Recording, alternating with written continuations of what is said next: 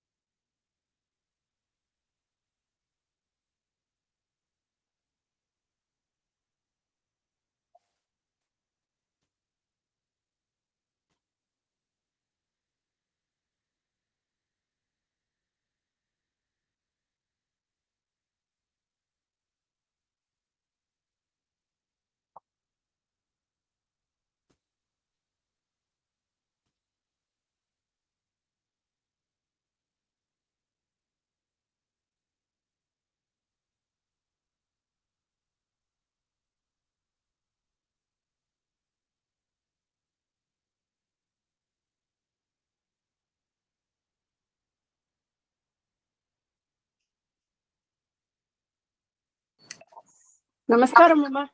நமஸ்காரம். நாளைக்கு இது இருக்கம்மா, பஞ்சாங்க சிரவணம் இருக்கம்மா? பண்ணலாம். சரி.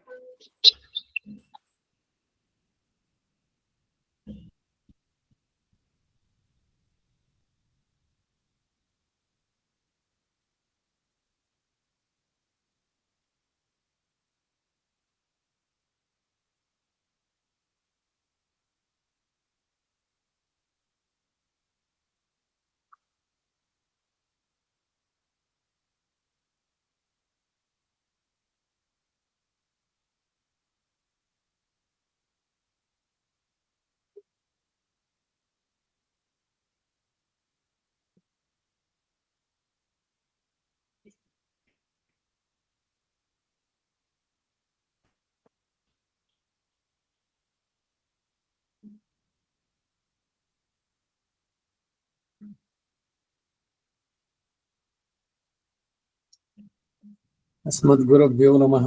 अस्मत्परमगुरुभ्यो नमः. अस्मत्सर्वगुरुभ्यो नमः. श्रीमते रामानुजाय नमः.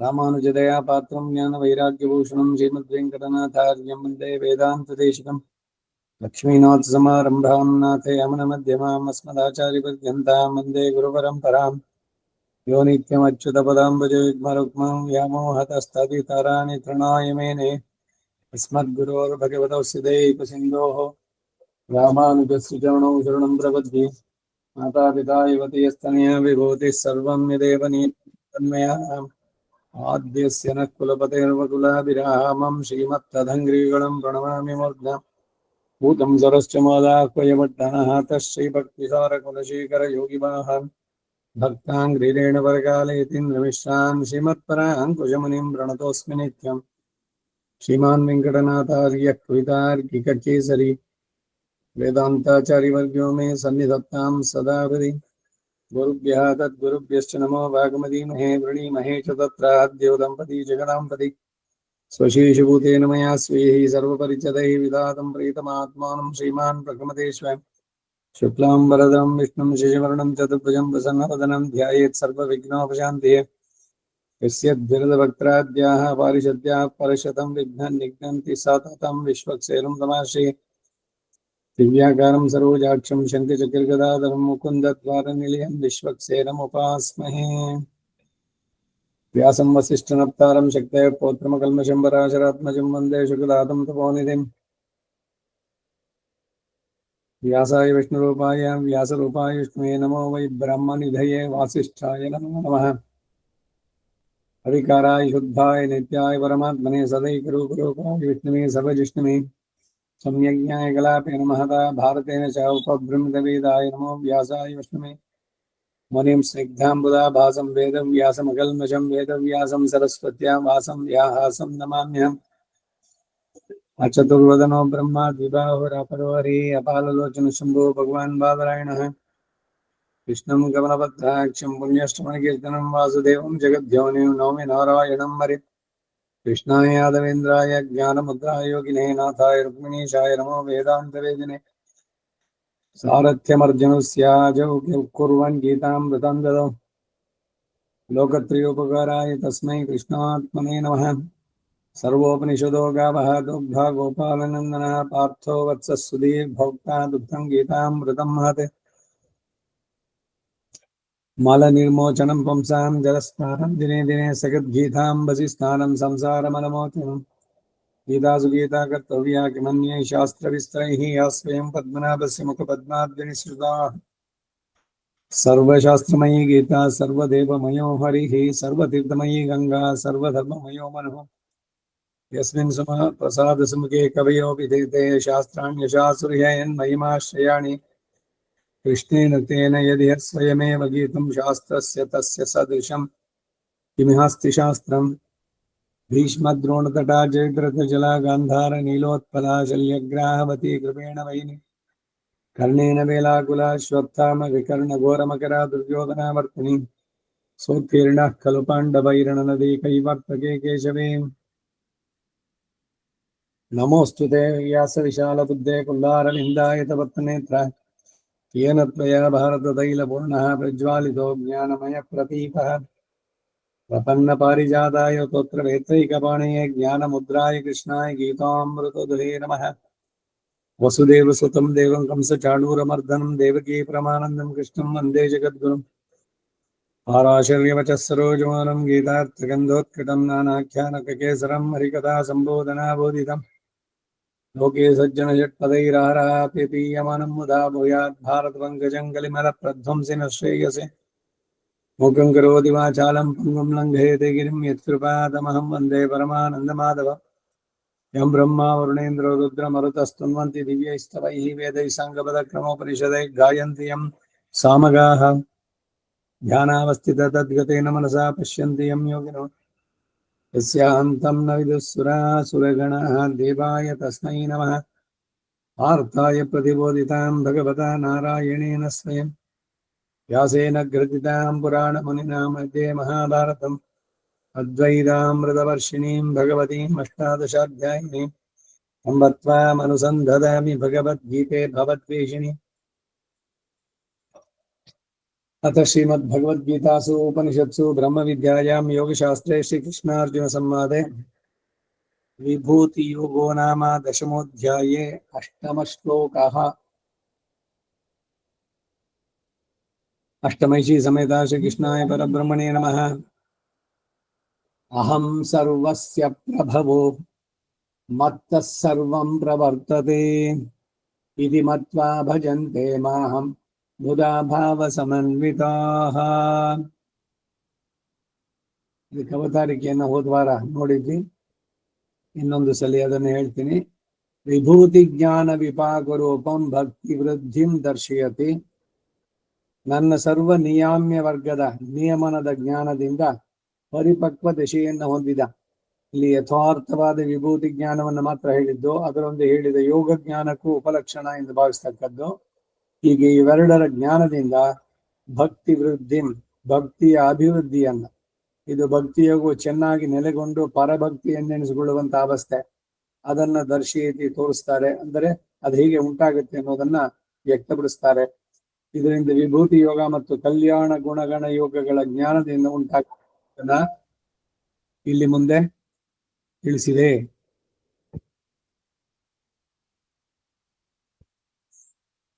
ಸಾಮಾನ್ಯವಾಗಿ ನಮಗ್ ಬರೋ ಸಂದೇಹ ಇದು, ಏನು ಭಕ್ತಿ, ಅದು ಯಾಕೆ ವೃದ್ಧಿ ಆಗ್ಬೇಕು, ಭಕ್ತಿ ಅಂದ್ರೆ ಏನು, ಅವೆಲ್ಲ ಬಹಳ ಸಲ ಹಿಂದೆ ನೋಡಿದ್ವಿ. ಪ್ರೇಮ ರೂಪವಾಗಿರಬೇಕು, ಅದರಲ್ಲಿ ಕೊಟ್ಟು ಕೊಳ್ಳುವಂತ ಈ ಎಕ್ಸ್ಚೇಂಜ್ ಬಿಸ್ನೆಸ್ ಇಲ್ಲ. ನೀನ್ ಇದು ಮಾಡು, ನಾನು ಅದ್ ಮಾಡ್ತೀನಿ, ನೀನ್ ಇದು ಹೇಳಿದೆ ಸ್ತೋತ್ರ, ಅದಕ್ಕಾಗಿ ನಾನೇನೋ ಕೊಡ್ತೀನಿ, ಏನೋ ಕೊಡ್ಬೇಕು ಫಲಶ್ರುತಿನಲ್ಲಿ, ಅದಕ್ಕಾಗಿ ಅದನ್ನ ಮಾಡೋದು, ಇವೆಲ್ಲ ಭಕ್ತಿ ಅಂತ ಅನ್ನಿಸ್ಕೊಳ್ಳಲ್ಲ. ಭಕ್ತಿ ಅಂದ್ರೆ ಏನು, ಪ್ರೇಮ ರೂಪ, ನಾರದರು ಭಕ್ತಿ ಸೂತ್ರದಲ್ಲಿ ಹೇಳಿದ್ದು. ಭಕ್ತಿ ಅಪಿಪ್ರಯಚ್ಛಮೆ ಅಂದ್ರು ಈ ಆಚಾರ್ಯರುಗಳಿವೆಲ್ಲ. ನನಗ್ ಭಕ್ತಿ ಅಂದ್ರೆ ಗೊತ್ತಿಲ್ಲ, ಭಗವನ್ ಭಕ್ತಿ ಅಪಿಪ್ರಯಚ್ಛಮೆ ತವದಾಸ್ಯ ಸತೈಕ ಸಂಗೇನಾಂ ಭವನೇಶ್ಚಸ್ತ್ವಪಿ ಗೀಢಜನ್ಮ ವಸತೇಶು ಮಾತ್ಮಭೂಹೋ ಅಪಿ ಮೇ ಜನ್ಮ ಚತುರ್ಮುಖಾತ್ಮನ. ಸ್ತೋತ್ರ ರತ್ನದಲ್ಲಿ ಅವರು ಕೂಡ ಅಲ್ಲಿ ಕೊಂಡಾಡ್ತಾರೆ, ನ ಧರ್ಮನಿಷ್ಠೋಸ್ಮಿ ನ ಚಾತ್ಮವೇದಿ ನ ಭಕ್ತಿ ಮಾಂ ತ್ವಚ್ಚರಣಾರವಿಂದೆ. ಇಲ್ಲಿ ಶ್ರೀವಲ್ಲಭೇತಿ ವರದೇತಿ ಮುಕುಂದ ಮಾಲೆಯಲ್ಲಿ ಈತಿ ನೀನೇ ನನ್ನ ಬಾಯಿನಲ್ಲಿ ನುಡಿಸಿ ಆ ಭಕ್ತಿ ಅನ್ನೋದನ್ನ ನನ್ನಲ್ಲಿ ಉಂಟು ಮಾಡು ಅಂತ ಕೇಳುವಂತ. ಸೊ ನಾಮ ಸಂಕೀರ್ತನೆಯಿಂದ ಭಕ್ತಿಯ ಆರಂಭ ಅಂತ ಹೇಳ್ಬೋದು. ಆ ನಾಮ ಸಂಕೀರ್ತನೆ ಮಾಡ್ಬೇಕು, ನಿಮ್ಗೆ ಅದ್ರಲ್ಲಿ ಇಷ್ಟ ಇರಬೇಕು. ಏನೋ ಅಯ್ಯೋ ಹೇಳಿದಾರಲ್ಲ ಅದಕ್ಕಾಗಿ ಮಾಡ್ಬೇಕು ಅಂತ ಕರ್ತವ್ಯ ದೃಷ್ಟಿಯಿಂದ ಆಗ್ಬಾರ್ದು. ಇಲ್ಲ ಏನೋ ದಿವ್ಸಲ್ಲಿ ಒಂದಿಷ್ಟು ಮಾಡ್ಬೇಕು, ಏನೋ ಒಂದ್ ಮಾಡಿ ಮುಗಿಸೋಣ ಅಂತ ಆ ತರದಲ್ಲೂ ಆಗ್ಬಾರ್ದು. ಯಾರ ಬಗ್ಗೆ ಹೇಳ್ಬೇಕು ಅಂತಂದಾಗ ಅವ್ರ ಬಗ್ಗೆ ನಿಮ್ಗೆ ಇಷ್ಟ ಇರ್ಬೇಕು. ಸೊ ಭಕ್ತಿ ಉಂಟಾಗ್ಬೇಕಾದ್ರೆ ಪ್ರೀತಿ ಪೂರ್ವಕವಾಗಿರೋದು. ಇದು ಹೇಗೆ ಅಂತಂದ್ರೆ, ಈಗ ಯಾರನ್ನೋ ಪರಿಚಯ ಇಲ್ಲ, ಮಾತಾಡಿಸ್ತೀರಿ, ಏನೋ ತುಂಬಾ ನಿಮಗೂ ಇಷ್ಟವಾಗತ್ತೆ, ಅವ್ರು ಹೇಳಿದ್ದು ಎಲ್ಲ ಇದನ್ನೆಲ್ಲ ಯಾರಷ್ಟೊಂದು ಇದ್ದಾಡ್ತಾರಲ್ಲ, ಅವ್ರ ಬಗ್ಗೆ ತಿಳಿಯೋಣ, ಯಾರವರು, ಎಲ್ಲಿಯವರು, ಸಹಜವಾಗಿ ಕ್ಯೂರಿಯಾಸಿಟಿ ಡೆವಲಪ್ ಆಗುತ್ತಲ್ಲ, ಹಾಗೆ ಭಗವಂತನ ಬಗ್ಗೆ ತಿಳಿಯೋಣ. ಅವನು ನಡೆಸಿದ ಆ ಆಶ್ಚರ್ಯ ಚೇಷ್ಟಿತೆಗಳು ಒಂದೊಂದು ಅವತಾರದಲ್ಲಿ ಹೀಗೆ ಸ್ವಲ್ಪ ಸ್ವಲ್ಪವಾಗಿ ತಿಳಿದಷ್ಟು ಇನ್ನೂ ಹತ್ರಕ್ಕೆ ಬಂದಂತಾಗತ್ತೆ. ಹೀಗೆ ಅದು ವೃದ್ಧಿ ಆಗ್ತಾ ಬರಬೇಕು. ಇದನ್ನೇ ಅಲ್ಲಿ ಇದರಲ್ಲಿ ಗದ್ಯದಲ್ಲಿ ಅವ್ರು ಹೇಳುದು, ಪರಭಕ್ತಿ ಪರಜ್ಞಾನ ಪರಮ ಭಕ್ತಿಯೈಕ ಸ್ವಭಾವ ಮಾಂ ಕುರಿಸ್ವ. ಕಷ್ಟ ಇದು ಭಕ್ತಿ ಮಾರ್ಗ, ಸುಲಭ ಅಲ್ಲ. ಭಗವಂತ ಏನೋ ಹೇಳ್ದ, ಭಕ್ತಿ ಆತು ಅನನ್ಯಯ ಶಕ್ಯ ಮದ್ಭಕ್ತಿ ಲಭತೆ ಪರಂ. ಭಕ್ತಿ ಅಲ್ಲದೆ ಬೇರೆ ಯಾವುದರಿಂದಾನು ನನ್ನನ್ನ ಪಡೆಯೋದಕ್ಕೆ ಸಾಧ್ಯ ಆಗೋಲ್ಲ ಅಂತ. ಆದ್ರೆ ಭಕ್ತಿ ಮಾಡೋದು ಸುಲಭನೋ? ಆಳ್ವಾರಗಳು ಮಾಡಿದ್ರು, ಕಂಡ್ರು, ನಾನ್ ಕಂಡೆ ಅಂತಾರೆ, ಅನುಭವ ಕನಸಿನಲ್ಲಿ ಕಂಡ್ರು, ಎಪ್ಪೋದು ಇದೆ ಒಳ್ಳೆ ನಿನ್ನ ಹೆಸರನ್ನೇ ನಾನು ಹೇಳ್ಬೇಕು, ನಾನು ಹುಟ್ಟೇ ಇರ್ಲಿಲ್ಲ, ನಿನ್ನ ಬಗ್ಗೆ ತಿಳಿದ ಮೇಲೆ ನಾನು ಅವತ್ತಿನ ದಿವಸ ನಾನು ಹುಟ್ಟಿದ್ದು, ಆ ದಿವಸದಿಂದ ನಾನು ನಿನ್ನನ್ನು ಮರ್ತಿಲ್ಲ, ಈ ಎಲ್ಲ ಉದ್ಗಾರಗಳು. ಭಕ್ತಿ ವೃದ್ಧಿ ಆಗ್ತಾ ಏನಾಗುತ್ತೆ ಅಂದ್ರೆ, ಪ್ರಾಪಂಚಿಕವಾದ ವಿಷಯದಲ್ಲಿ ಸಹಜವಾಗಿ ಅನಾಸಕ್ತಿ. ಯಾರೇನಾರೋ ಬರ್ಲಿ, ಏನಾರೋ ತಗೊಂಡೋಗ್ಲಿ, ಏನೇನೋ ಬಂತು, ಯಾವುದ್ರ ಬಗ್ಗೆನೂ ಏನು ಕೇಳೋದೇ ಆಗುತ್ತೆ. ಎಲ್ಲವೂ ಗೌಣ. ತೃಣಾಯ ಮೇನೆ, ಅತ್ಯಂತ ವ್ಯಾಮೋಹ ಭಗವಂತನಲ್ಲಿ.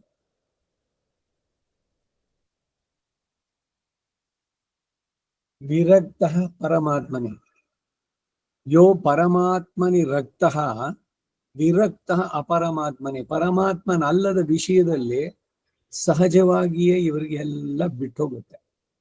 ಏನು ಅವರಲ್ಲ ಅಷ್ಟೆಲ್ಲ ಆಸಕ್ತಿಯಿಂದ ಎಲ್ಲ ಮಾಡ್ಕೊಳ್ತಾ ಇದ್ರು, ಡ್ರೆಸ್ ಮಾಡ್ಕೊಳ್ಳೋದಾಗ್ಲಿ, ಎಲ್ಲರೂ ಹೋಗೋದಾಗ್ಲಿ ಮಾಡೋದು.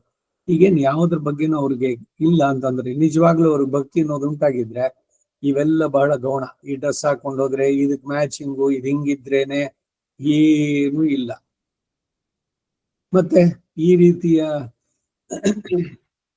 ಪ್ರಾಪಂಚಿಕ ವಿಷಯಗಳಿಂದ ಸ್ವಲ್ಪವಾಗಿದ್ದೆ ವಿತ್ ಡ್ರಾ ದೆಮ್ಸೆಲ್ಸ್. ಹೋಗಿ ಬನ್ನಿ, ಹೋಗ್ಬಿಟ್ಟು ಬನ್ನಿ,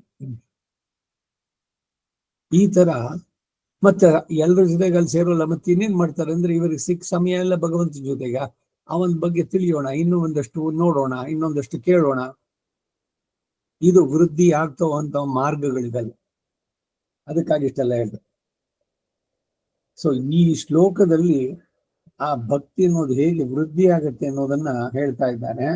ಅಹಂ ಸರ್ವಸ್ಯ ಪ್ರಭವಃ ಮತ್ತ ಸರ್ವಂ ಪ್ರವರ್ತದೆ ಇತಿ ಮತ್ವಾ ಭಜಂತೆ ಮಾಂ ಬುಧಾ ಭಾವ ಸಮನ್ವಿತಃ.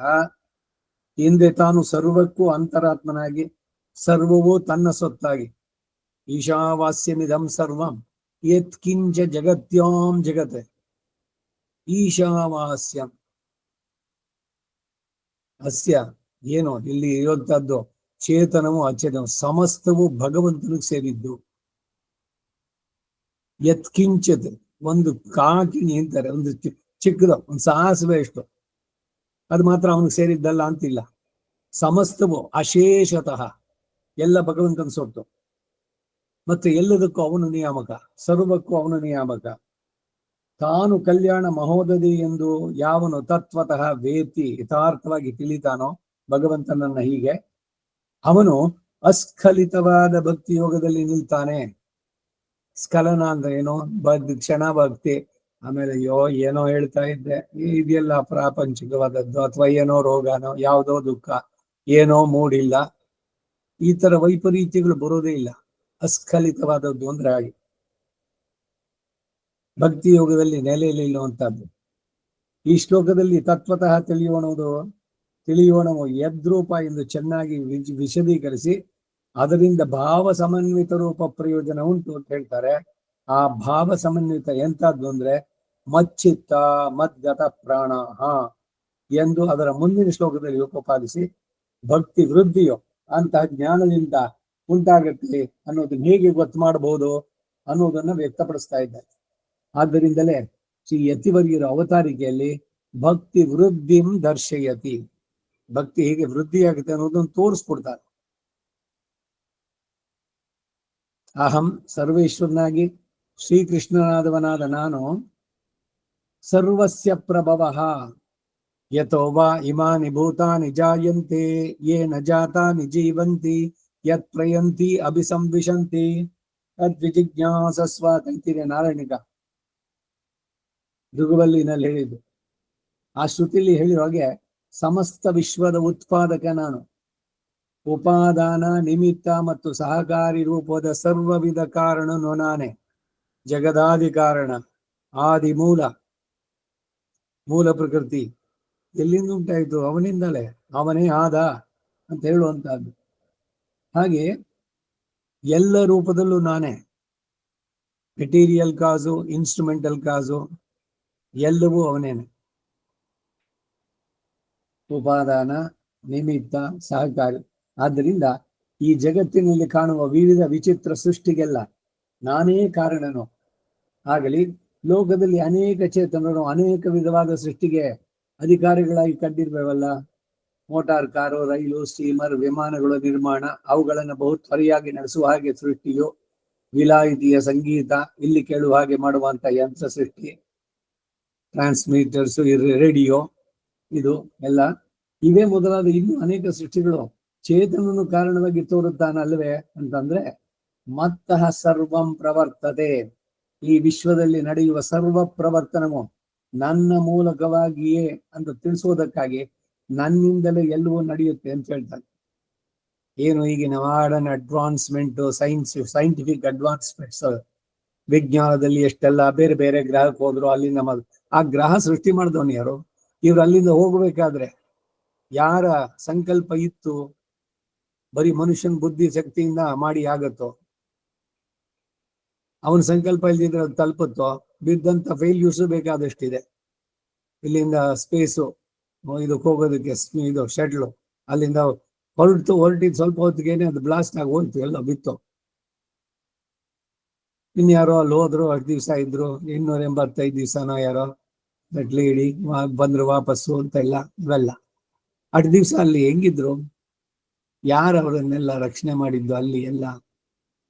ಇದು ಪೂರ್ಣವಾಗಿ ತಿಳಿದ್ರೆ ಬರೀ ವಿಜ್ಞಾನ ಅಲ್ಲ, ಇದಕ್ಕೆಲ್ಲ ಜಗದಾದಿ ಕಾರಣ ಇದಾನಲ್ಲ ಅವನ ಸಂಕಲ್ಪದಂತೆ ಎಲ್ಲ. ಅವನ ಸಂಕಲ್ಪ ಇಲ್ಲದೆ ಒಂದು ಹುಲ್ಕಡ್ಡಿ ತುದಿ ಕೂಡ ಅಲಗಾಡೋಕ್ ಸಾಧ್ಯ ಇಲ್ಲ ಅನ್ನೋದು ಈ ಅಂತ ಅರ್ಥದಲ್ಲಿ. ಸರ್ವ ನಿಯಾಮಕನವನು. ಅವನೇನೆ ಪ್ರೇರಕನು ಅಷ್ಟೆ. ಇವುಗಳೆಲ್ಲ ಆ ಪ್ರಚೋದನೆಯನ್ನು ಕೊಟ್ಟು ಆ ರೀತಿನಲ್ಲಿ ಮುಂದಕ್ಕೆ ನಡೆಸಿ ಅದೇನೋ ಸಂಶೋಧನೆ ಅದನ್ನ ಮಾಡಿಸೋದಕ್ಕೆ ಬುದ್ಧಿಯನ್ನು ಕೊಟ್ಟವನು ಯಾರು? ಹೂ ಇಂಡ್ಯೂಸ್ ಮಾಡಿದವನು ಯಾರು? ಭೋಕ್ತಾ ಭೋಗ್ಯಂ ಪ್ರೇರಿತಾರಂಚ ಮತ್ವಾ ಅನ್ನತ್ತೆ ಉಪನಿಷತ್ತು. ಹೀಗೆ ಒಂದೊಂದರಲ್ಲೂ ಕೂಡ ಅನೇಕ ಸೃಷ್ಟಿಗಳು ಚೇತನನು ಕಾರಣವಾಗಿ ತೋರುತ್ತಾನೆ ಅಲ್ವಂದ್ರೆ ಮತ್ತ ಸರ್ವಂ ಪ್ರವರ್ತದೆ. ಈ ವಿಶ್ವದಲ್ಲಿ ನಡೆಯುವ ಸರ್ವ ಪ್ರವರ್ತನವು ನನ್ನ ಮೂಲಕವಾಗಿ ಅಂತ ತಿಳಿಸೋದಕ್ಕಾಗಿ ನನ್ನಿಂದಲೇ ಎಲ್ಲವೂ ನಡೆಯುತ್ತೆ ಅಂತ ಹೇಳಿದ್ದಾರೆ. ಚತುರ್ಮುಖಾದಿಗಳ ಸೃಷ್ಟಿಗಳು ನಾನೇ ಕಾರಣ ಎಂಬ ಭಾವದಿಂದ ಇದರಿಂದ ತತ್ ಸೃಷ್ಟ್ವಾ ತದೇವ ನ ಪ್ರಾವಿಶತೆ ನಾರಾಯಣಾದ್ಯೇವ ಸಮುತ್ಪದ್ಯಂತೆ. ನಾರಾಯಣಾತ್ ಏವ ಸರ್ವಂ ಉತ್ಪದ್ಯಂತೆ ನಾರಾಯಣೆ ಪ್ರವರ್ತಂತೆ ನಾರಾಯಣೆ ಪ್ರಲೀಯಂತೆ. ಸಮಸ್ತಕ್ಕೂ ಅವನೇನೆ ಇತ್ಯಾದಿ ಸೃಷ್ಟಿಕ್ರಮ ಬೋಧಕ ಶ್ರುತಿ ಅರ್ಥಗಳು ಕೂಡ. ಬ್ರಹ್ಮಸೂತ್ರದಲ್ಲಿ ಮೊದಲನೇ ಸೂತ್ರ ಜನ್ಮಾದ್ಯಸ್ಯ ಯತಃ ಎಂಬ ಬ್ರಹ್ಮಸೂತ್ರ, ಅದು ಉಪಬ್ರಹ್ಮಿತವಾಯಿತು. ಅಂದರೆ ಹಿಂದೆ 7ನೇ ಅಧ್ಯಾಯದ 6ನೇ ಶ್ಲೋಕದಲ್ಲಿ ಅಹಂ ಕೃತ್ಸ್ನಸ್ಯ ಜಗತಃ ಪ್ರಭವ ಪ್ರಲಯಸ್ತತ ಅಂತ ಹೇಳಿರೋಗೆ ಅಹಂ ಸರ್ವಸ್ಯ ಪ್ರಭವ ಈ ಶ್ಲೋಕದಲ್ಲಿ ಅಂತ ಇಲ್ಲಿ ಹೇಳಿರುವುದು ಇದು ಪುನರುಕ್ತಿ ಇಲ್ವೋ ಅಂತ ಆಕ್ಷೇಪಿಸಿದ್ರೆ, ಸರ್ವಭೂತಿ ನಿಯಮನ ಪ್ರಾಪ್ತ ವಿಷಯವಾದ್ದರಿಂದ ಅದಕ್ಕೆ ಸಾಧಕವಾಗಿ ಜಗತ್ ಕಾರಣತ್ವ ಹೇಳಲ್ಪಟ್ಟಿರೋದ್ರಿಂದ ಪುನರುಕ್ತಿ ದೋಷಕ್ಕೆ ಇದು ಗುರಿಯಾಗೋದಿಲ್ಲ.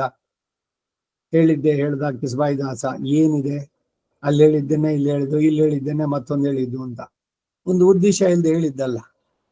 ಈಗ ಮನ್ಮನಾಭವ ಮದ್ಭಕ್ತೋ ಮಧ್ಯಾಜಿ ಮಾಂ ನಮಸ್ಕುರು ಎಷ್ಟ್ ಕಡೆ ಬರುತ್ತದು? ಏನ್ ಕೃಷ್ಣಗಿನೇನ್ ಕೆಲಸ ಇಲ್ವಾ? ಮತ್ತೆ ನನ್ನ ಭಕ್ತನಾಗು, ನನ್ನನ್ನು ಕೊಂಡಾಡು ಮಾಡು, ಯಾವ ಉದ್ದೇಶದ ಹೇಳಿದ್ದು, ಯಾವ ಕಾಂಟೆಕ್ಸ್ಟ್ ನಲ್ಲಿ ಅಂತ. ಇನ್ನೊಂದು ಪುನರುಕ್ತಿ ದೋಷ ಆಗೋದಿಲ್ಲ ಯಾವಾಗ ಒಂದು ವಿಷಯದ ಗಹನ, ಅದರ ಗಹನತೆ ಗಾಂಭೀರ್ಯ ಅದು ಇದ್ದಾಗ ಅದನ್ನ ಮತ್ತೆ ಹೇಳ್ಬೇಕಾರೆ. ಏನೋ ಒಂದು ಜೋಕೋ ಮತ್ತೊಂದು ಅದು ಹೇಳ್ಬೇಕಾದ್ರೆ ಒಂದ್ಸಲಿ ಹೇಳಿ ಎಲ್ಲರೂ ನಗ್ತಾ ಇದ್ದಾರೆ, ಮತ್ತೆ ಇನ್ನೊಂದ್ಸಲಿ ಅದನ್ನ ಹೇಳಿದ್ರೆ ಅಲ್ಲಿ ಪುನರುಕ್ತಿ ದೋಷ ಆಗೋದಿಲ್ಲ. ಉದ್ದೇಶ ಏನೋ ಎಲ್ಲರೂ ಚೆನ್ನಾಗಿ ನಗಲಿ ಅಂತ. ಹೀಗೆ ಕೆಲವು ಕಡೆನಲ್ಲಿ ಪುನರುಕ್ತಿ ದೋಷವಾಗೋದಿಲ್ಲ ಅಂತ. ವಿಷಯವನ್ನ ಮತ್ತೆ ಚೆನ್ನಾಗಿ ಮನದಟ್ಟು ಮಾಡಬೇಕಾದ್ರೆ ಹೇಳಿದ್ದನ್ನು ಮತ್ತೆ ಹೇಳಿದ್ರು ದೋಷವಾಗಲ್ಲ. ಅದರಿಂದ 7ನೇ ಅಧ್ಯಾಯದಲ್ಲಿ ಹೇಳಿದ್ದು ಮತ್ತೆ ಇಲ್ಲೊಂದ್ಸಲಿ ಮತ್ತೆ ರಿಪೀಟ್ ಬರ್ತಾ ಇದೆ ಅಂತಂದ್ರೆ ಅದು ಪುನರುಕ್ತಿ ದೋಷ ಅಲ್ಲ ಅಂತ ಹೇಳ್ತಾ ಇದ್ದಾರೆ. ಅದು ಅಲ್ಲದೆ ಇಲ್ಲಿ ಉಪಾಸ್ಯನು ಯಾರು ಎಂಬ ವಿವೇಚನೆಯಲ್ಲಿ ಕಾರಣಂತು ಧ್ಯೇಯ ಕಿಂ ಕಾರಣಂ ಬ್ರಹ್ಮ. ಈ ನಮ್ಮ ಕಣ್ಮುಂದೆ ಕಾಣಿಸುತ್ತಲ್ಲ ಪ್ರಕೃತಿ, ವ್ಯಕ್ತವಾಗಿ ಕಾಣುವಂತಹದ್ದು ಸ್ಥೂಲ ಪ್ರಕೃತಿ, ಇದೆಲ್ಲ ಉಂಟಾಗಿದೆಯಲ್ಲ, ಯಾರಿಂದ ಉಂಟಾಯ್ತಿದು? ಕಾರ್ಯ ನಮಗೆ ಕಂಡಾಗ ಇದಕ್ಕೊಂದು ಕಾರಣ ಇರಬೇಕಲ್ಲ. ಇದು ಕಾಸ್ ಅಂಡ್ ಎಫೆಕ್ಟ್ ಅಂತ. ಎಫೆಕ್ಟ್ ಇಲ್ಲಿ ಕಾಣ್ತಾ ಇದೆ, ಇದು ಕಾಸ್ ಯಾವುದು, ಕಾರಣ ಯಾವುದು, ಯಾರಿಂದ ಉಂಟಾಯ್ತು ಅದನ್ನು ತಿಳಿಯುವುದೇ ಉಪನಿಷತ್ತುಗಳ ಸಂದೇಶ. ಪ್ರಶ್ನೋಪನಿಷತ್ತಿನಲ್ಲಿ ಇದೆ ಬಂದಿದ್ದು. ಇವಕ್ಕೆಲ್ಲ ಯಾರು ಕಾರಣ? ಯಾರು ಸೃಷ್ಟಿನಲ್ಲಿ ಬೆಳಗ್ಗೆ ಸಂಜೆ ಇದಾಗ್ತಾ ಇರೋದು, ಸೂರ್ಯ ಉದಯ ಅಸ್ತಮ ಇದಾಗುವುದು, ಸಂವತ್ಸರಗಳು, ಋತುಗಳು, ಆ ಋತುಗಳಲ್ಲಿ ಬರುವಂತಹ ಬದಲಾವಣೆಗಳು, ಪ್ರಕೃತಿಯಲ್ಲಿ ಕಾಣುವಂತಹ ಚೇಂಜಸ್ಸು, ಇವನ್ನೆಲ್ಲ ಮಾಡುವನು ಯಾರು? ಒಂದು ಸುಂದರವಾದಂತ ಒಂದು ಭಾವಗೀತೆಯನ್ನು ಒಂದಿದೆ, DVG ಬರೆದಿರುವಂತಹದ್ರಲ್ಲಿ. ಮೈಯೆಲ್ಲ ಹಸಿರು, ಕೊಕ್ಕು ಮಾತ್ರ ಕೆಂಪು. ಆ ಇಟ್ಟವನು ಯಾರು? ಹಸುರು ಇದನ್ನ ಬೆಟ್ಟ ನದಿಗಳನ್ನ ನಿರ್ಮಿಸಿದವನು ಯಾರು? ಈ ನದಿಗಳೆಲ್ಲ ಸಮುದ್ರಕ್ಕೆ ಹೋಗಿ ಸೇರ್ಬೇಕು ಅನ್ನೋದನ್ನ ಏನು ಇನ್ ಹರಿ ಟು ರೀಚ್ ದಿ ಇದು ಕಂಟಿನ್ಯೂಸ್ ಆಗಿ ಹೊರಡ್ತಾ ಇದೆ. ಗಾಳಿ ಚಲಿಸೋದು ಯಾರಿಂದ? ಬೀಶಾಸ್ಮಾತ್ ವಾತಃ ಪವತೆ ಬೀಶೋದೇತಿ ಸೂರ್ಯ. ಯಾರೋ ಒಬ್ಬ ಇರ್ಬೇಕಲ್ಲ ಇವಕ್ಕೆಲ್ಲ ನಿಯಂತ್ರ ಮಾಡ್ತಿರೋನು ಯಾರು? ಈಗ ಮೇಲೆ ಗ್ರಹಗಳು ಅಷ್ಟೆಲ್ಲ ಸುತ್ತಾ ಇದೆ, ಅದರ ಅಕ್ಷಾಂಶ ಇದರಲ್ಲಿ ಒಂದಕ್ಕೊಂದು ಡಿಕ್ಕಿ ಆಗ್ಬಿಟ್ರೆ, ಇಲ್ಲ ಒಂದು ಹಿಂದಕ್ಕೆ ವಕ್ರಗತಿ ಇಂತಿದೆ, 4 ಗ್ರಹಗಳು ವಕ್ರ, ಇದು ಒಂದು ಶುರುವಾಯ್ತು ಅಂದ್ರೆ ಮುಂದಕ್ಕೆ ಚಲಿಸೋದು ಹಿಂದಕ್ಕೆ ಚಲಿಸತ್ವೆ. ಸರಕಾರ ಹರಿಗೋಲು, ಸುರೆ ಕುಡಿದವರು ಶಾಸಕರು ಏನು ಅಟ್ಟಹಾಸದಿಂದ ಮಾಡ್ತಾ ಇದ್ದಾರೆ. ಅದು ಯಾವಾಗ ಪಲ್ಟಿ ಆಗುತ್ತೆ ಅಂತ ಗೊತ್ತಿಲ್ಲ. ಹರಿಗೋಲು ಅಂದ್ರೆ ತಟ್ಟೆ, ಚರ್ಮದ ತಟ್ಟೆ, ಅದ್ರ ಮೇಲೆ ಕುಣಿತಾ ಇದ್ರೆ ಹೀಗಾಗುತ್ತೋ, ಇದು ಸೋಜಿಗಾಯಿದು ಅಂತ.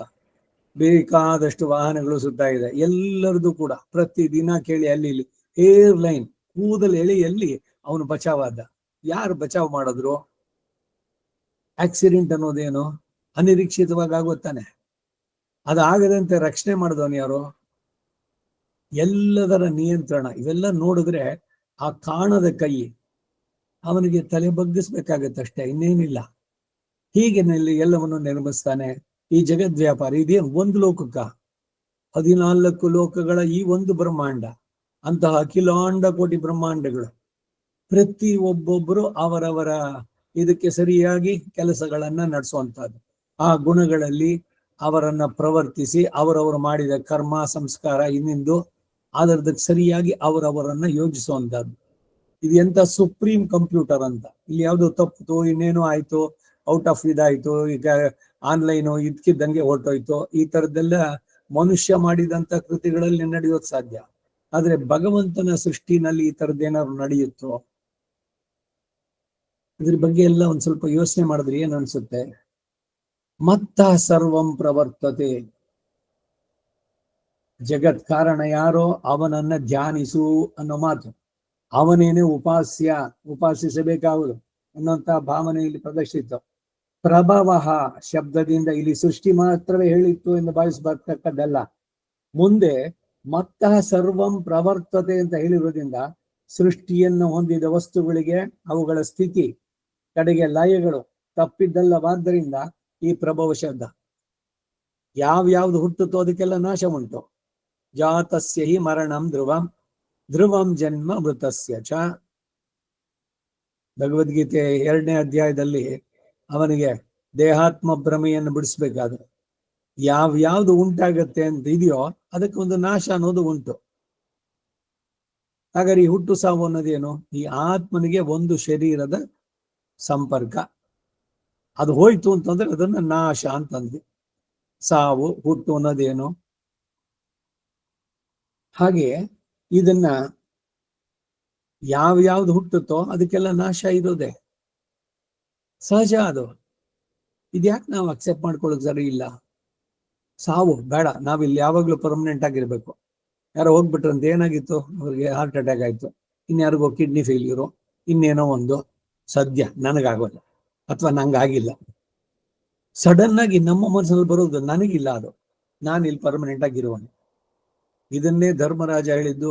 ಜಗತ್ತಿನಲ್ಲಿ ಅತ್ಯಂತ ಆಶ್ಚರ್ಯಕರವಾದಂತಹ ವಿಷಯ ಯಾವುದು ಅಂದ್ರೆ, ಪ್ರತಿದಿನ ನಮ್ಮ ಕಣ್ಣು ಮುಂದೆನೆ ಇದು ವೈಕುಂಠ ಯಾತ್ರೆ ಅನೇಕರು ಹೋಗ್ತಾ ಇದ್ದಾರೆ. ತೊಟ್ಟಿಲುಗಳೆಷ್ಟೋ, ಮಸಣಗಳು ಅಷ್ಟೇ ಧರೆಯೊಳಗೆ. ಆದ್ರೂ ಕೂಡ ನಾನಿಲ್ಲಿ ಪರ್ಮನೆಂಟ್ ಅನ್ಕೊಳ್ತೀವಲ್ಲ, ಇದಕ್ಕಿಂತ ಆಶ್ಚರ್ಯವಾದ ವಿಷಯ ಇಲ್ಲ ಯಕ್ಷ ಪ್ರಶ್ನೆನಲ್ಲಿ. ಹಾಗೆ ಸೃಷ್ಟಿ ಹೊಂದಿದ ವಸ್ತುಗಳಿಗೆ ಸ್ಥಿತಿ ಲಯಗಳು ತಪ್ಪಿದ್ದಲ್ಲ. ಆದ್ದರಿಂದ ಈ ಪ್ರಭವ ಶಬ್ದ ಸ್ಥಿತಿ ಲಯಗಳಿಗೂ ಉಪಲಕ್ಷಣವಾಗಿ ಭಾವಿಸ್ತಕ್ಕಂಥ. ಇಲ್ಲಿ ಮತ್ತ ಅಹಂ ಸರ್ವಸ್ಯ ಪ್ರಭಃ, ನನ್ನಿಂದಲೇ ಪ್ರವರ್ತನೆ ಆಗುತ್ತೆ ಅಂದ್ರೆ ಪ್ರವರ್ತನೆ ಜೊತೆಗೆ ಹೋಗೋದು ಕೂಡ ಎಲ್ಲವೂ ಕೂಡ ಉಪಲಕ್ಷಣ ಇದೆ. ಈ ಉಪಲಕ್ಷಣ ಅಂದ್ರೆ ಏನು? ಈಗ 3 ಲೋಕ ಅಂದ್ರು, 3 ಇರೋದು 7 ಲೋಕ ಅಂದ್ರು. ತಿರುಪಾಣ ಆಳ್ವ ಜ್ಞಾಲಮೇಳು ಮಂಡಾನ್ ಅಂದ್ರು. ಚತುರ್ದಶ ಭುವನಾತ್ಮಕ ಮಂಡಮ್ ಅಂತ ಹೇಳಿದ್ರು. 14, 7 ಇಲ್ಲ 3, ಯಾವ್ದು ಸರಿ? ಎಲ್ಲಾನು ಸರಿ. ಹೇಗ್ ಸರಿ ಅಂತಂದ್ರೆ, ಆ 3 ಅಂತ ಹೇಳಿದಾಗ 14 ಅದರಲ್ಲಿದೆ, ಇಲ್ಲ 7 ಅಂತ ಹೇಳಿದಾಗ ಅದರಲ್ಲೂ 14 ಇದೆ. ಹಾಗೆ ಇಲ್ಲಿ ಕೂಡ ಅಷ್ಟೆ. ಮತ್ತ ಸರ್ವಂ ಪ್ರವರ್ತನೆ ಅನ್ನೋದ್ರಲ್ಲಿ ವಿನಾಶವೂ ಉಂಟು. ಅದರಲ್ಲಿ ನಾರಾಯಣ ದೇವ ನಾರಾಯಣಾತ್ ಏವ ಸಮುತ್ಪದ್ಯಂತೆ, ನಾರಾಯಣೆ ಪ್ರವರ್ತಂತೆ, ನಾರಾಯಣೆ ಪ್ರಲೀಯಂತೆ. ಸೃಷ್ಟಿ ಸ್ಥಿತಿ ಲಯ ಎಲ್ಲವೂ ಇಲ್ಲಿ ಸೇರಿ ಹೇಳಿದಂತೆ. ಅಹಂ ಸರ್ವಸ್ಯ ಪ್ರಭವ ಇತ್ಯಾದಿ ಪೂರ್ವಾರ್ಧದಲ್ಲಿ ಹೇಳಿರೋದ್ರಿಂದ ಹೀಗೆ ಜಗತ್ತನ್ನ ಸೃಷ್ಟಿಸಿ ಅದನ್ನೇ ವ್ಯಾಪಿಸಿ ಇರೋದ್ರಿಂದ ಸರ್ವವನ್ನು ನೇಮಿಸುವಂತಹ ಪಾರಮೈಶ್ವರ್ಯ ಉಂಟು ಎಂದು ಬೋಧಿತವಾಗಿ ಹಿಂದಿನ ಶ್ಲೋಕದ ವಿಭೂತಿ ಅರ್ಥ ಇಲ್ಲಿ ವ್ಯಕ್ತಪಡಿಸಲ್ಪಟ್ಟು ಇದಕ್ಕೆ ವಿಭೂತಿ ಯೋಗ ಅಂತ ಹೆಸರು 10ನೇ ಅಧ್ಯಾಯಕ್ಕೆ. ಯಾಕೆ ಅಂದ್ರೆ ಭಗವಂತನ ವಿಭೂತಿ ಅವನ ಬಗ್ಗೆ ಯದ್ಯದ್ ವಿಭೂತಿ ಮತ್ಸತ್ವಂ, ಎಷ್ಟು ಕಡೆಯಲ್ಲಿ ಇದು ಹೇಳ್ತಾ ಬರ್ತಾನೆ. ಯಾತಕ್ಕೆ ಇದಕ್ಕೆ ಹೇಳುದು ಅಂತಂದ್ರೆ, ಅವನಿಂದಲೇ ಎಲ್ಲವೂ, ಅವನಿಂದಲೇ ಸೃಷ್ಟಿ ಸ್ಥಿತಿ ನಾಶ ಪ್ರತಿಯೊಂದು, ಎಲ್ಲಕ್ಕೂ ಅವನೇ ಹೊಣೆಗಾರ, ಮೂಲ ಕಾರಣ. ಇವೆಲ್ಲ ತಿಳಿದಾಗ ಏನಾಗುತ್ತೆ ಅಂದ್ರೆ, ಅಂತಹ ಮಹಾನ್ ಆದವನು, ವಿಭುವಾದವನು, ಅವನನ್ನ ನಾವು ಆಶ್ರಯಿಸಿದ್ರೆ ಬಹಳ ಸೇಫ್ ಆಗಿರ್ಬೋದು ಅಂತ ಅನ್ಸಲ್ವೇ?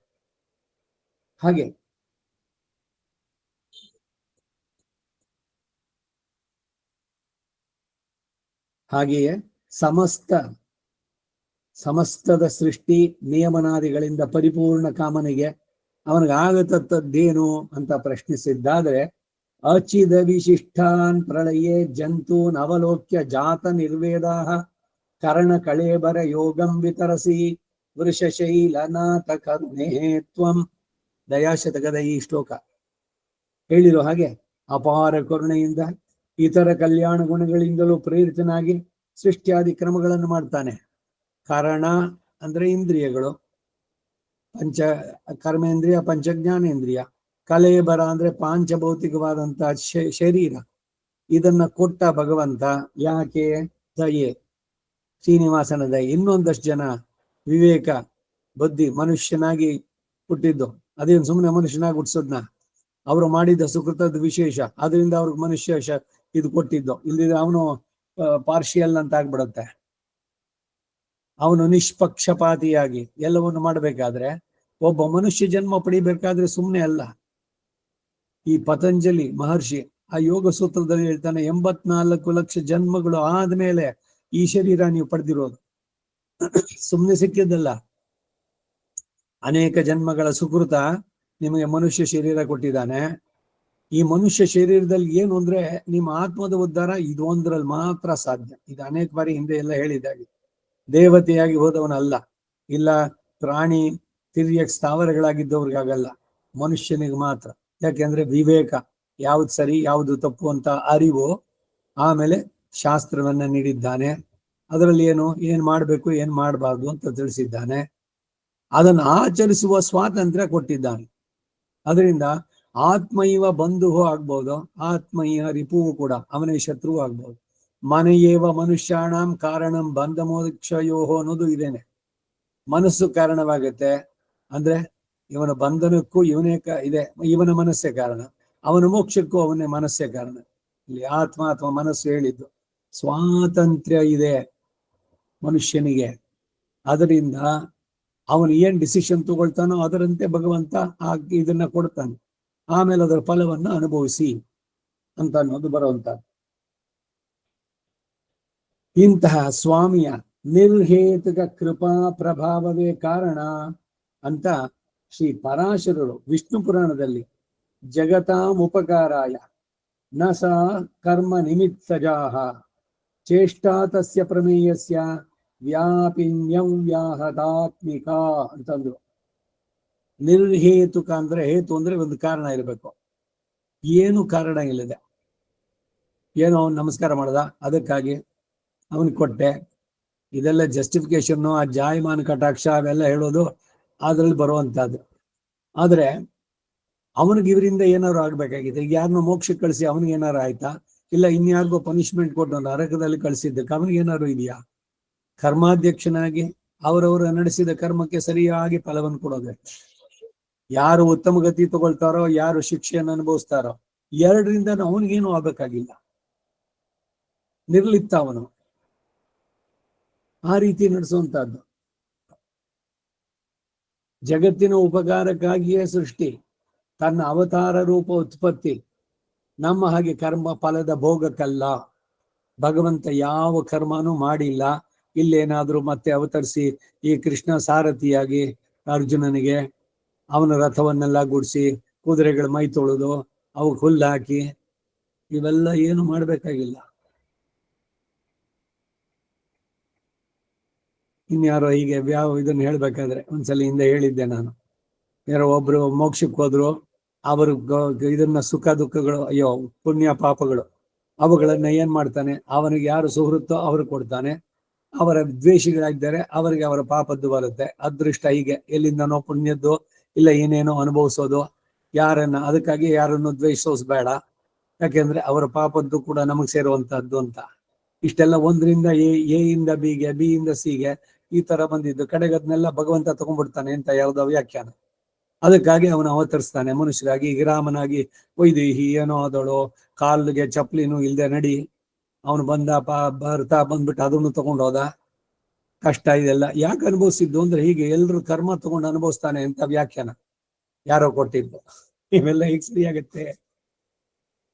ಅವನಿಗೆ ಯಾವುದು ಇಲ್ಲ ಅಂತಂದ್ರೆ ಕರ್ಮದಿಂದ ಅನುಭೋಗ ಅಂತದ್ದು, ಕರ್ಮ ಫಲ ಭೋಗಕ್ಕೆ ಅವನು ಬಂದಿಲ್ಲ.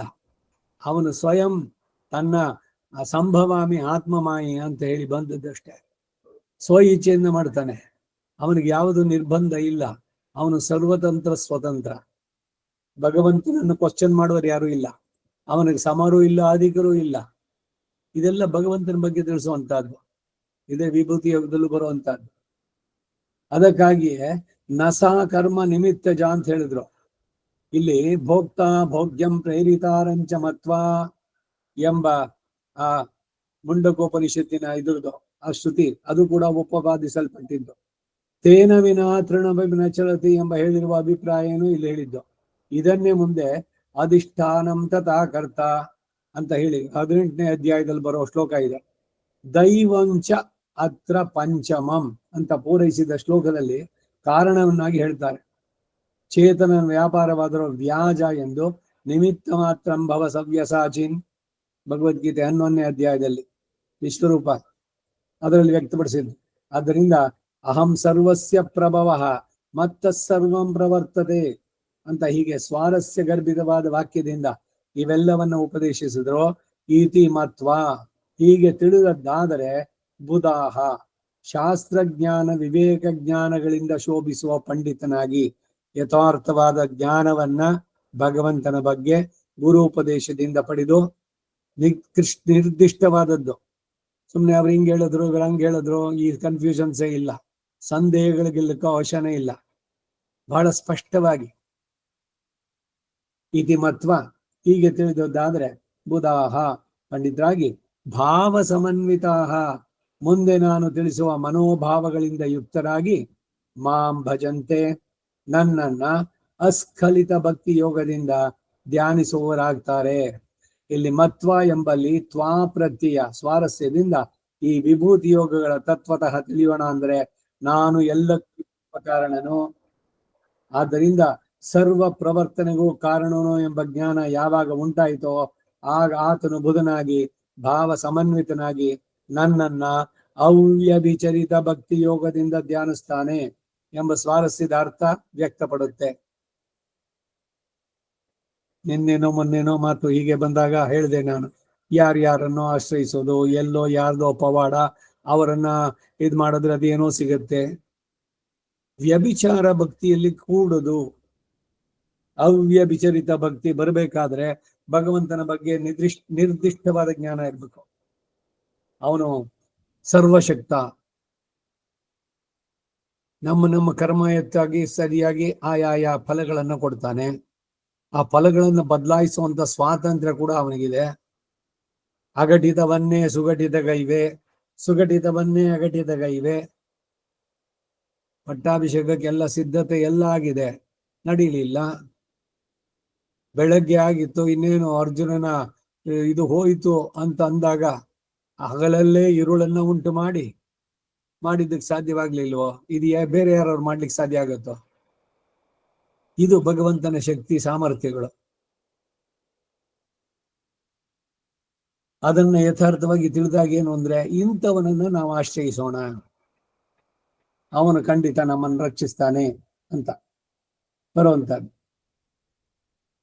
ತತ್ವತಃ ತಿಳಿಯೋದು ಅಂದ್ರೆ ನಾನು ಸರ್ವ ಕಾರಣನು, ಅದರಿಂದ ಸರ್ವ ಪ್ರವರ್ತನೆಗೂ ಕಾರಣನು ಎಂಬ ಜ್ಞಾನ ಯಾವಾಗ ಉಂಟಾಯ್ತೋ ಆಗ ಆತನು ಬುಧನಾಗಿ ಭಾವ ಸಮನ್ವಿತವಾಗಿ ನನ್ನನ್ನ ಅವ್ಯಭಿಚರಿತ ಭಕ್ತಿ ಯೋಗದಿಂದ ಧ್ಯಾನಿಸ್ತಾನೆ ಎಂಬ ಸ್ವಾರಸ್ಯ ಅರ್ಥ ಇಲ್ಲಿ ವ್ಯಕ್ತಪಡುತ್ತೆ ಎಂದರು. ಈ ಶ್ಲೋಕಕ್ಕೆ ರಾಮಾನುಜರ ಮಾತನ್ನು ನೋಡೋಣ. ಅಹಂ ಸರ್ವಸ್ಯ ವಿಚಿತ್ರ ಚಿದಚಿತ್ ಪ್ರಪಂಚಸ್ಯ ಪ್ರಭವಃ ಉತ್ಪತ್ತಿ ಕಾರಣಂ ಸರ್ವಂ ಮತ್ತ ಏವ ಪ್ರವರ್ತತ ಇತಿ ಇದಂ ಮಮ ಸ್ವಾಭಾವಿಕ ನಿರಂಕುಶ ಐಶ್ವರ್ಯಂ ಸೌಶೀಲ್ಯ ಸೌಂದರ್ಯ ವಾತ್ಸಲ್ಯಾದಿ ಕಲ್ಯಾಣ ಗುಣ ಗಣ ಯೋಗಂಚ ಮತ್ವಾ ಬುಧಾಹ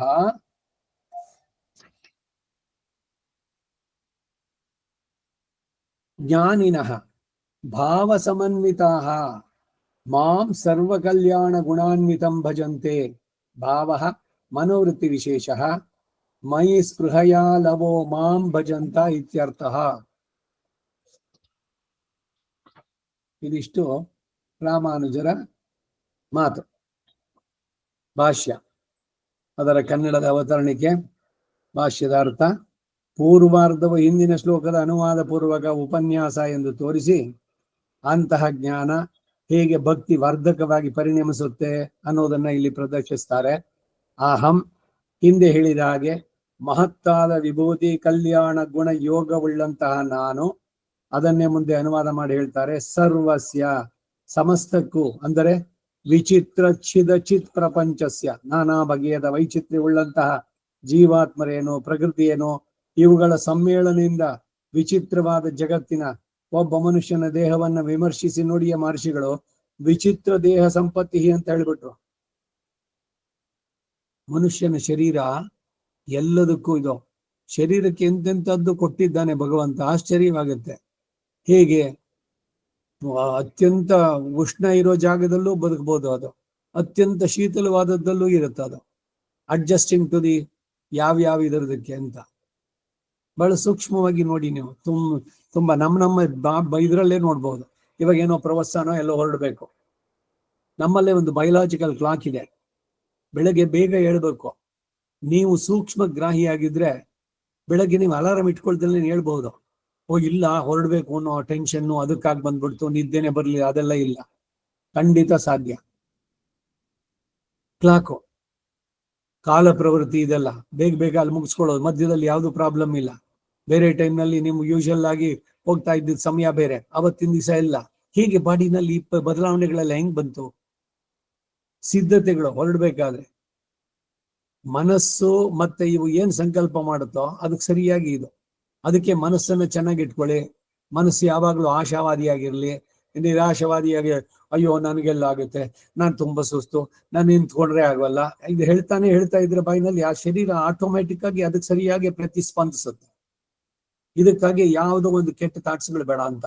ವಿಚಿತ್ರ ದೇಹ ಸಂಪತ್ತಿ, ಮಹರ್ಷಿಗಳು ಇದೆಲ್ಲ ಧ್ಯಾನದಿಂದ ಕಂಡುಕೊಂಡಂತ ಸತ್ಯಗಳು ಹೇಳ್ಬಿಟ್ರು.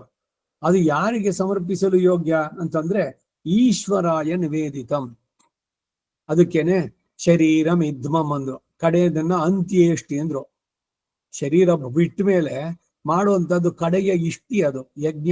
ಅದರಲ್ಲಿ ಶರೀರವೇನೆ ಸಮಿತ್ತು, ಸೌದೆ ಭಗವಂತನಿಗೆ ಸಮರ್ಪಿಸಬೇಕಾದ್ರೆ. ಈಶ್ವರಾಯ ನಿವೇದಿತಂ ದತ್ವತೆ ಸ್ವಾಹ ದಂತಕಾಯ ಸ್ವಾಹ ಇತಿ ಶರೀರ ಹೋಮಾಂಜುಹೋತಿ ಪಿತೃಲೋಕಮೇವ ಯಜಮಾನೋ ಅಬರುಂಧೇ. ಆ ಮಾತು ಎಲ್ಲವೂ ಕೂಡ ಹೇಗೆ ನಡೆಸ್ಬೇಕು. ಈಗ ಹಸುವಾದ್ರೆ ತಿನ್ಬೇಕು ಅನ್ನೋದನ್ನ ವೇದ ಹೇಳೋಲ್ಲ. ಹೇಗೆ ತಿನ್ಬೇಕು, ಎಷ್ಟು ತಿನ್ಬೇಕು, ಅದಕ್ಕೇನು ಅವೆಲ್ಲ ತಿಳಿಸುತ್ತೆ. ಹೀಗೆ ತಿಂದ್ರೆ ಅದರಿಂದ ಏನು ನಿಮಗೆ ಬೆನಿಫಿಟ್, ಇಲ್ಲ ಸುಮ್ಮನೆ ಎಡಗೈನಲ್ಲೇ ತಗೊಂಡು ಹಂಗೆ ಕಚ್ಕೊಂಡು ತಿಂದ್ರೆ ಅದಕ್ಕೇನು ವ್ಯತ್ಯಾಸಗಳು.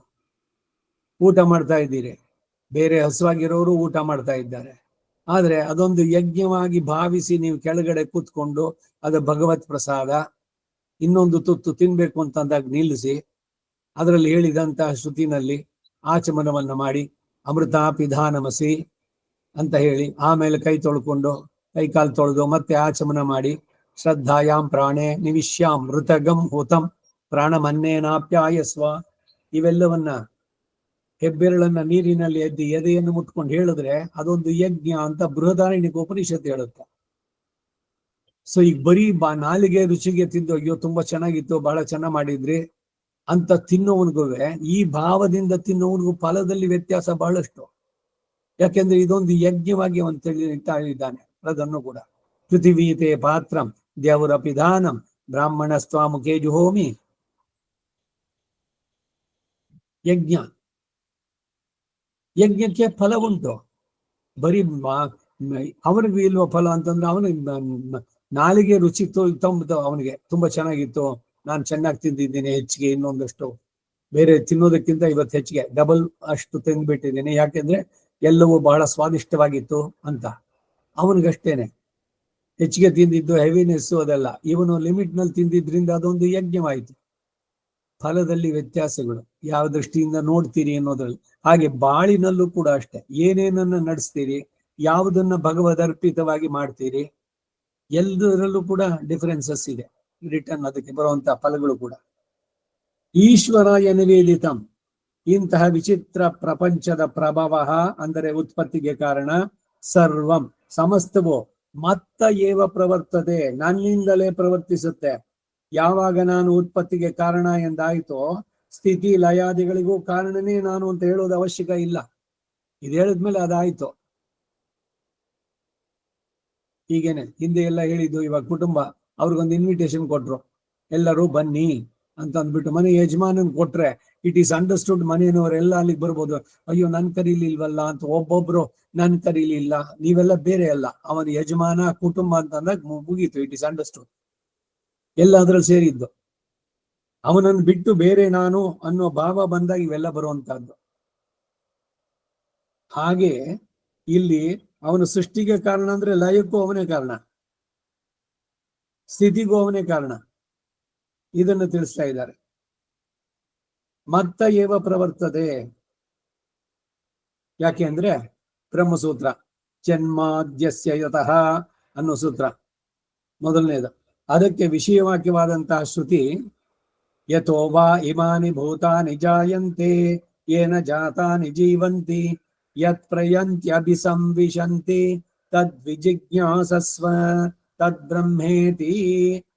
ಯಾವನಿಂದ ಸೃಷ್ಟಿ ಸ್ಥಿತಿ ಲಯಾದಿಗಳು ಆತನನ್ನೇ ಧ್ಯಾನಿಸ್ತಕ್ಕದ್ದು, ಆತನೇ ಪರಬ್ರಹ್ಮ ಅಂತ ಉದ್ಘೋಷಿಸ್ತಾ ಇದೆ.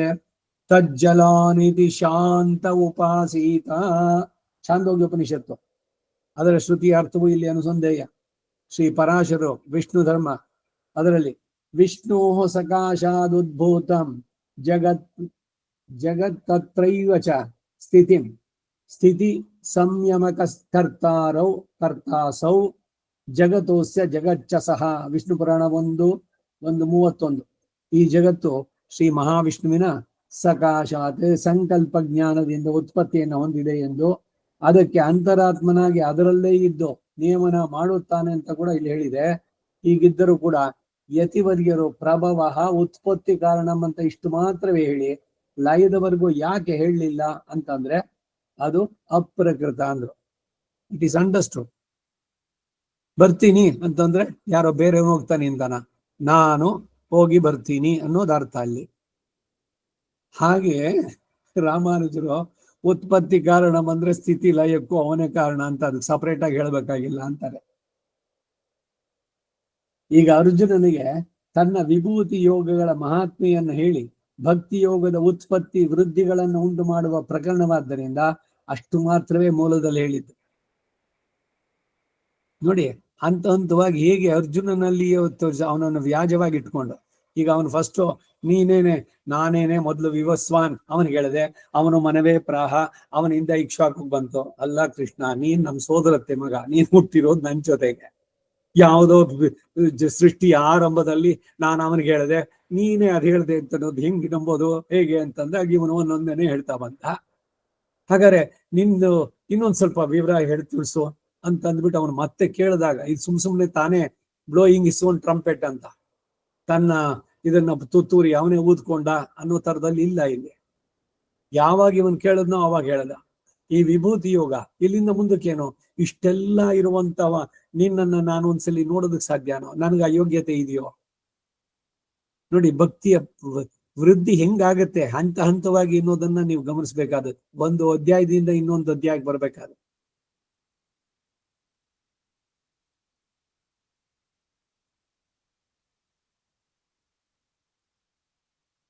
ಭಕ್ತಿ ಯೋಗದ ಉತ್ಪತ್ತಿ ವೃದ್ಧಿಗಳು ಉಂಟು ಮಾಡುವಂತ ಪ್ರಕರಣವಾದ್ದರಿಂದ ಇಲ್ಲಿ ಅಷ್ಟು ಮಾತ್ರವೇ ಹೇಳಿದ್ದು, ಉತ್ಪತ್ತಿ ಕಾರಣಂ ಅಂತ. ಅದಕ್ಕೆ ಅನುಸಾರವಾಗಿ ಭಾಷ್ಯ ಉತ್ಪತ್ತಿ ಕಾರಣಂ ಎಂಬ ವ್ಯಾಖ್ಯಾನದಿಂದ ಚತುರ್ಮುಖಾದಿ ಈಗಿನ ಪ್ರಾಣಿ ವರ್ಗದಿಂದಲೂ ಉಂಟಾದ ಉತ್ಪತ್ತಿಗೂ ಕೂಡ ಆತನೇ ಕಾರಣ.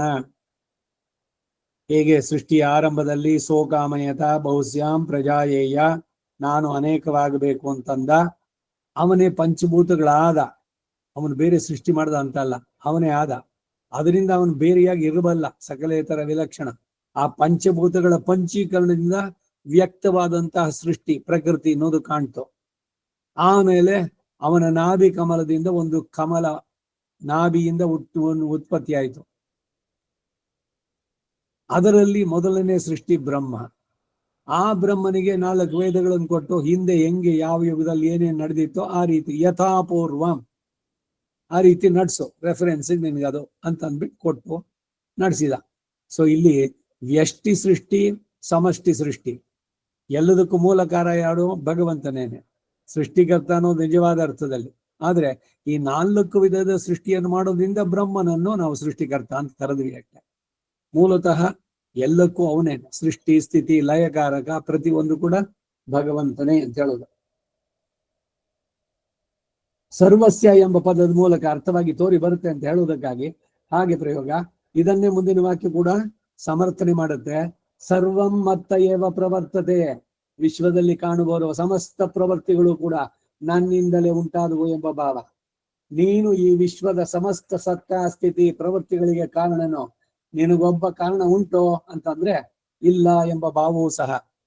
ನಿನ್ನಂತ ತಂದೆ ನಾನಾಗುಂಟು ನೀನಾಗಿಲ್ಲ, ನಿನ್ನ ತಂದೆಯ ತೋರೋ ನಿನ್ನ ತಾಯಿಯ ತೋರೋ ಅಂತ ದಾಸರು ಹಾಡಿದಂತ ಇದ್ರಲ್ಲಿ ನೀನು ಅನಾಥ ನಾನು ಸನಾಥ. ಯಾಕಂದ್ರೆ ನನಗೆ ನೀನಿದ್ದೀಯ, ಒಬ್ಬ ರಕ್ಷಕ ನಿಯಾಮಕ.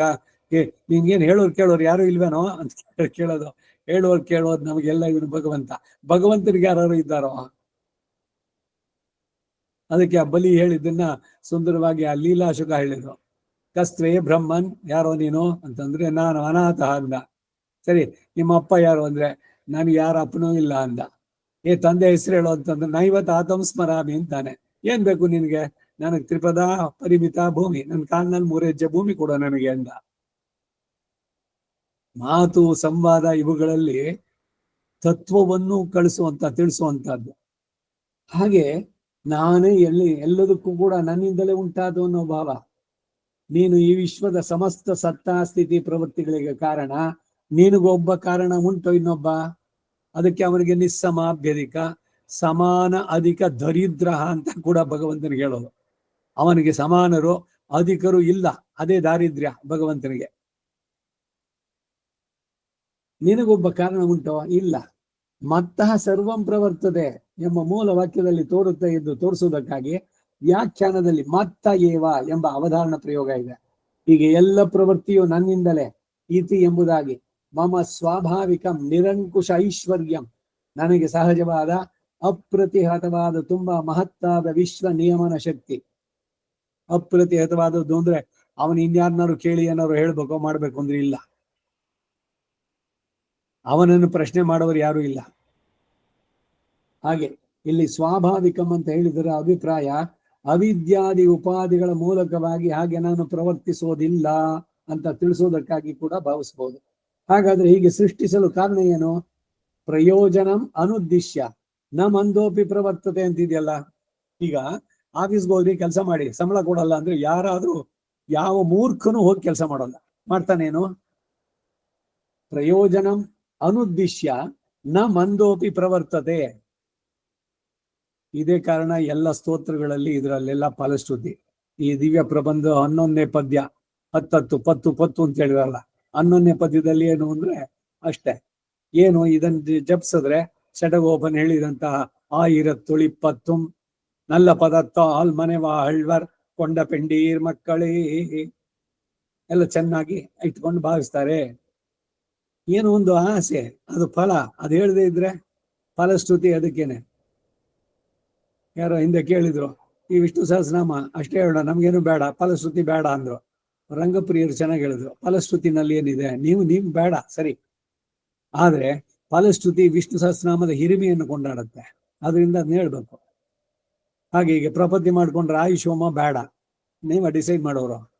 ಮಹರ್ಷಿಗಳು ಹೇಳಿದ್ದಾರೆ ಯಾವ್ದೊಂದು ಇದು ಅಂತಂದ್ರೆ ಹೀಗೆ ನಡೆಸ್ಬೇಕು ಅಂತಂದಾಗ ಅದು ಏನು. ಇವಾಗ ಒಬ್ಬ 100 ವರ್ಷ ಬರೋ 150 ವರ್ಷ ಬದುಕ್ತಾನೆ, ಆಯುಷ್ಯೋಮ ಮಾಡಿಸ್ಕೊಂಡ್ಬಿಟ್ರೆ. ಆಯುಷ್ಯೋಮ ಮಾಡೋ ಉದ್ದೇಶದಿಂದ ಆಯುಸ್ಸನ್ನು ಎಕ್ಸ್ಟೆಂಡ್ ಮಾಡ್ತಾನೆ ಅನ್ನೋದು ಅರ್ಥ ಅಲ್ಲ ಅದು. ಭಗವದ್ ಭಾಗವತ ಆಚಾರ್ಯ ಕೈಂಕರ್ಯ ಉಪಯುಕ್ತ ಶರೀರ ಕಡೆಯ ಉಸಿರಿರೋ ತನಕ ಚೆನ್ನಾಗಿರ್ಲಿ, ಕೈಂಕರ್ಯಗಳನ್ನು ಚೆನ್ನಾಗಿ ಮಾಡಿ ಅಂತ. ಇಲ್ದಿದ್ರೆ ನಿಮ್ಮ ಕರ್ಮದ ಪ್ರಕಾರ ಎಲ್ಲೋ ಬೆಡ್ ರಿಡನ್ ಆಗಿಯೋ, ಕೋಮಾ ಸ್ಟೇಜ್ನಲ್ಲೋ, ಯಾವುದೋ ಆಸ್ಪತ್ರೆನಲ್ಲೋ ಇಲ್ಲ ಮನೆಯಲ್ಲೋ ಹೇಳೋಕಿಲ್ಲ. ಒಬ್ಬರು ನೈಟ್ ಬಿಡ್ತಾರೆ ಇವಾಗ, ಏನೋ ಸರ್ವೀಸು ರೆಡ್ ಕ್ರಾಸ್ ಫೋನ್ ಮಾಡಿದ್ರೆ ಬರ್ತಾನೆ, 26,000 ಏನೋ ಕೊಟ್ರೆ ತಿಂಗಳ ಪೂರ ಅವನೇ ಇತ್ಕೊಂಡು ಎಲ್ಲ ಮಾಡ್ತಾನೆ. ಏನು ಮಾಡ್ಬೇಕಾಗಿಲ್ಲ. ಇದ್ದಲ್ಲೇ ಪ್ರತಿಯೊಂದನ್ನು ಮಾಡಿಸ್ಕೊಳ್ಬೇಕು.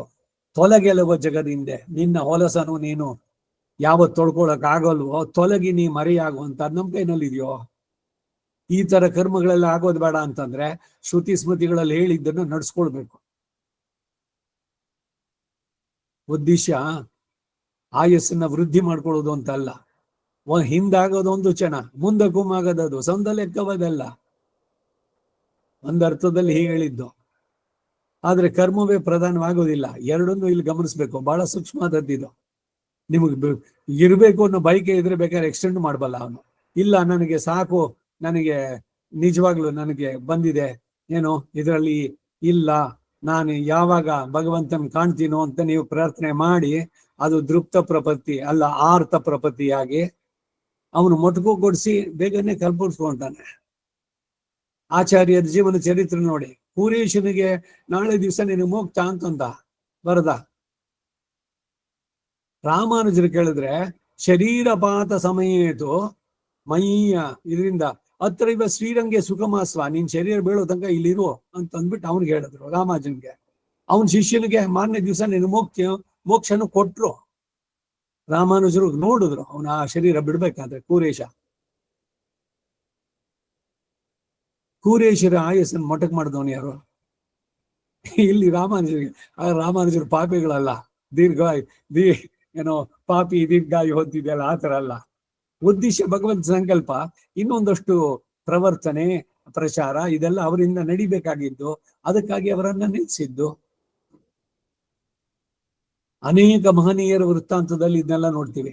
ಈಗ ಯಾರಿಗೋ ಇದೆಲ್ಲ ಏನು ಬೇಡ, ನನಗೆ ಈ ಪ್ರಾಪಂಚಿಕವಾದ ಸಂಬಂಧನೇ, ನಾನು ಇದ್ರಲ್ಲಿ ಇದ್ಬಿಡ್ತೀನಿ ಅಂತಂದಾಗ, ಇಲ್ಲ ಇಲ್ಲ, this is not the time, ನೀನ್ ಹೋಗು, ಇನ್ನೊಂದಷ್ಟೆಲ್ಲ ಕೆಲಸ ಮಾಡಿ ಬಾ, ಆಮೇಲೆ ನೀನ್ ಇದಕ್ ಬಾ, ನಿನ್ನಿಂದ ಒಂದಷ್ಟು ಕೆಲಸ ಆಗ್ಬೇಕಾಗಿದೆ. ಇದು ನಮ್ಮ ನರೇಂದ್ರ ಮೋದಿ ಜೀವನದಲ್ಲಿ ನಡೆದದ್ದು ಕೂಡ. ಅವ್ರು ಹಿಮಾಲಯದಲ್ಲಿ ಇದ್ದವರು, ಅಲ್ಲಿ ಅವ್ರ ಗುರುವಾಗಿದ್ದ ಯಾರೋ ಹೇಳ್ದ, ನಿನ್ನಿಂದ ಇನ್ನು ಬೇರೆ ಕೆಲಸಗಳಾಗೋ ನಡೆದಿದೆ. ಅವ್ರು ತ್ರಿಕಾಲದರ್ಶಿ ಅವರುಗಳು. ಅಷ್ಟೆಲ್ಲ ಗೊತ್ತಿದ್ದು ಅವರೇ ಮಾಡ್ಬೋದಲ್ಲ ಜಗತ್ತನ್ನು ಆಳೋದಕ್ಕೆ. ಈಗ ನನಗೆ ಎಲ್ಲ ಬಂದಿದೆ ಶಕ್ತಿಗಳು, ಅಪರೋಕ್ಷ ಜ್ಞಾನ ಇದೆ, ನಾನು ಏನೇನು ಮಾಡ್ತೀನಿ ಅಂತ. ಸೃಷ್ಟಿಯ ಇದರಲ್ಲಿ ಮಧ್ಯದಲ್ಲಿ ಕೈ ಹಾಕೋಕ್ ಬರೋಲ್ಲ, ಅವರು ದಳ್ಳಾಳಿ ಕೆಲಸ ಮಾಡೋಕ್ ಬರೋಲ್ಲ. ಸೈಕಲ್ ಹೋಗ್ತಾ ಇದೆ ಸ್ಮೂತ್ ಆಗಿ ಅಂತಂದ್ರೆ ಅದ್ ಮಧ್ಯದಲ್ಲಿ ಸ್ಪೋಕ್ಸ್ ಕೋಲಿಡೋ ಅಂತ ಹುಚ್ಚತನಕ್ಕೆ ಮಾಡೋದಿಲ್ಲ. ಇದಕ್ಕೇನೇನೆ ಬರೀ ಕೆಲವರಿಗೆ ಮಾತ್ರ ಅಂತಹ ಅಪರೋಕ್ಷ ಜ್ಞಾನ, ಈ ಇದ್ರದ್ದು ತ್ರಿಕಾಲ ಜ್ಞಾನ ಇವೆಲ್ಲ ಸಿಗುವಂತಹದ್ದು. ಯಾರು ಅದನ್ನು ಅತಿಕ್ರಮಿಸಲ್ಲ ಅಂತವ್ರಿಗೆ ಮಾತ್ರ ಕೊಡ್ತಾನೆ, ಎಲ್ರಿಗೂ ಕೊಡಲ್ಲ. ಕೊಟ್ಟವ್ರು ಬೇರೆ ಬೇರೆ ಕೊಟ್ಟವ್ರೆಲ್ಲ ಕೆಲಸ ಅದನ್ನ ಹಾಳು ಮಾಡ್ಕೊಂಡವ್ರೇನೆ, ಅಂತವ್ರೆ ಬಹಳ 100ಕ್ಕೆ 90 ಸಾರ್ಥಕತೆ. ಬರೀ ಯೋಗದಲ್ಲಿ ಬರೋ ಅಡಿಮಾದಿ ಅಷ್ಟ ಸಿದ್ಧಿ ಅದು ಬಂತು ಹೇಳಿಬಿಟ್ಟು ಇವ್ರೇನೋ ಮಾಡೋಕ್ ಹೋದರೆ ಯೋಗ ಭ್ರಷ್ಟರಾಗ್ತಾರೆ. ಇನ್ನು ಎಷ್ಟು ಅನೇಕ ಜನ್ಮಗಳಲ್ಲಿ ಸಾಧಿಸ್ಬೇಕು ಮತ್ತೆ. ಅದರಿಂದ ಈ ಅತಿಮಾನುಷ ಶಕ್ತಿಗಳನ್ನ ಬಯಸೋದು ಬೇಡ. ನಾನು ಹಿಂದೆ ಒಂದ್ಸಲ ಹೇಳಿದ್ದೆ, ನಾನು ಸುದರ್ಶನ ಉಪಾಸಕ, ನಾನು ನರಸಿಂಹನ ಉಪಾಸಕ, ನಾನು ಆಂಜನೇಯನ ಉಪಾಸಕ. ಸಂತೋಷ ನೀವು ಮಾಡಿ, ಅವನಿಗೇನೋ ನಿಮ್ಮ ಅನುಗ್ರಹ ಅವನದು ಇದೆ ಅಂತ. ಆಗಿದೆ ಅಂತಂದಾಗ ಏನೋ ಅದನ್ನ ಬೇರೆಯವ್ರಿಗೆಲ್ಲ ಹೇಳಿ ಅದ್ರಲ್ಲಿ ಎನ್ಕ್ಯಾಶ್ ಮಾಡ್ಕೊಳ್ಳೋದು. ನಿಮ್ಮ ಹೆಸರು ಬರ್ಬೇಕು ಎಲ್ಲ ಕಡೆ. ಅವ್ರು ಬಂದ್ರು ಸುದರ್ಶನ ಉಪಾಸಕರು, ನಮಸ್ಕಾರ ಮಾಡಿ ಎಲ್ರು ಉದ್ದಕ್ಕೆ. ಸರಿ, ಅವ್ರಿಗೆ ಹಣ್ಣು ಮತ್ತೊಂದು ಇಡಿ, ಅವ್ರನ್ನ ಮೀಟ್ ಮಾಡ್ಬೇಕು ಅಂದ್ರೆ ಸಂಭಾವನೆ ಇಷ್ಟು, ಒಂದು ಗಂಟೆ ಆಗಿದ್ದಕ್ಕೆ ಅದು ಎಲ್ಲಿಗೆ ಹೋಯ್ತು? ಇವ್ರಿಗೆ ಯಾಕೆ ಬೇಕಿತ್ತದು? ಆತ್ಮದ ನಾಶ, ಮನ್ನಣೆಯ ದಾಹ, ತಿನ್ನುವುದಾದ ಆತ್ಮವನೇ. ಅದರಿಂದ ಭಗವಂತನಲ್ಲಿ ಈ ತರ ಅತಿಶಕ್ತಿಗಳನ್ನ ನಾವು ಬಯಸೋದು ಬೇಡ. ಎಲೆ ಮರೆಯನಲ್ಲಿದ್ದು ನಮ್ಮಿಂದ ಏನು ಕೈಂಕರ್ಯ ಭಗವಂತ ನಡೆಸ್ಕೊಳ್ತಾನೋ ಅದನ್ನ ಮಾಡಿ ನನ್ನ ಬಾಳು ವ್ಯರ್ಥವಾಗದಿರಲಿ. ಈ ಶರೀರದಲ್ಲೇ ನಿನ್ನ ದರ್ಶನ ಒಂದ್ಸಲಿ ಆಗ್ಲಿ, ಮತ್ತೆ ಮತ್ತೆ ಮತ್ತೆ ನನ್ನನ್ನ ಇದಕ್ಕೆ ಹಾಕ್ಬೇಡ. ಇನಿಪ್ಪಿರವಿ ಯಾನ್ ವೇಂಡೇನ್. ഇരുൾ ತರುಮ ಜ್ಞಾನത്തിൽ ಬರೀ ಅಜ್ಞಾನವನ್ನೇ ಉಂಟು ಮಾಡುವಂತಹ ಈ ಪ್ರಪಂಚದಲ್ಲಿ ಇನಿಪ್ಪಿರವಿ ಯಾನ್ ಮೇಂಡೇನ್ ತಿರುವಾಟ್ಟಾರು ಕೇರಳದ ದಿವ್ಯಕ್ಷೇತ್ರ, ಅಲ್ಲವರು ಹೇಳುವಂತದ್ದು ನಮ್ಮ ಆಳ್ವಾರ್. ಮನಸ್ಸೆ ಮಡ ನೆಂಜೆ ಮೂರ್ಖ ಮನಸ್ಸೆ, ಪ್ರಾಪಂಚಿಕವಾದ ವಿಷಯಕ್ಕೆ ಹೋಗಬೇಡ. ಹೆಸರು ಕೀರ್ತಿ ಅದ್ದು ಇದ್ದು ಅನ್ನೋ ಇದೆಲ್ಲ ಬೇಡ. ಹೊಗಳಿಕೆ, ಎಲ್ರು ನನ್ನನ್ನು ಹೊಗಳಬೇಕು, ಎಲ್ರು ನನ್ನನ್ನು ರೆಕಗ್ನೈಸ್ ಮಾಡಬೇಕು, ಎಲ್ರು ನನ್ನನ್ನ ಅವರು ಈ ಸೌ ಹೂ ಅನ್ಬೇಕು. ಈ ಬಯಕೆಗಳೆಲ್ಲ ಹೋಗ್ಬೇಕು ನಮಗೆ.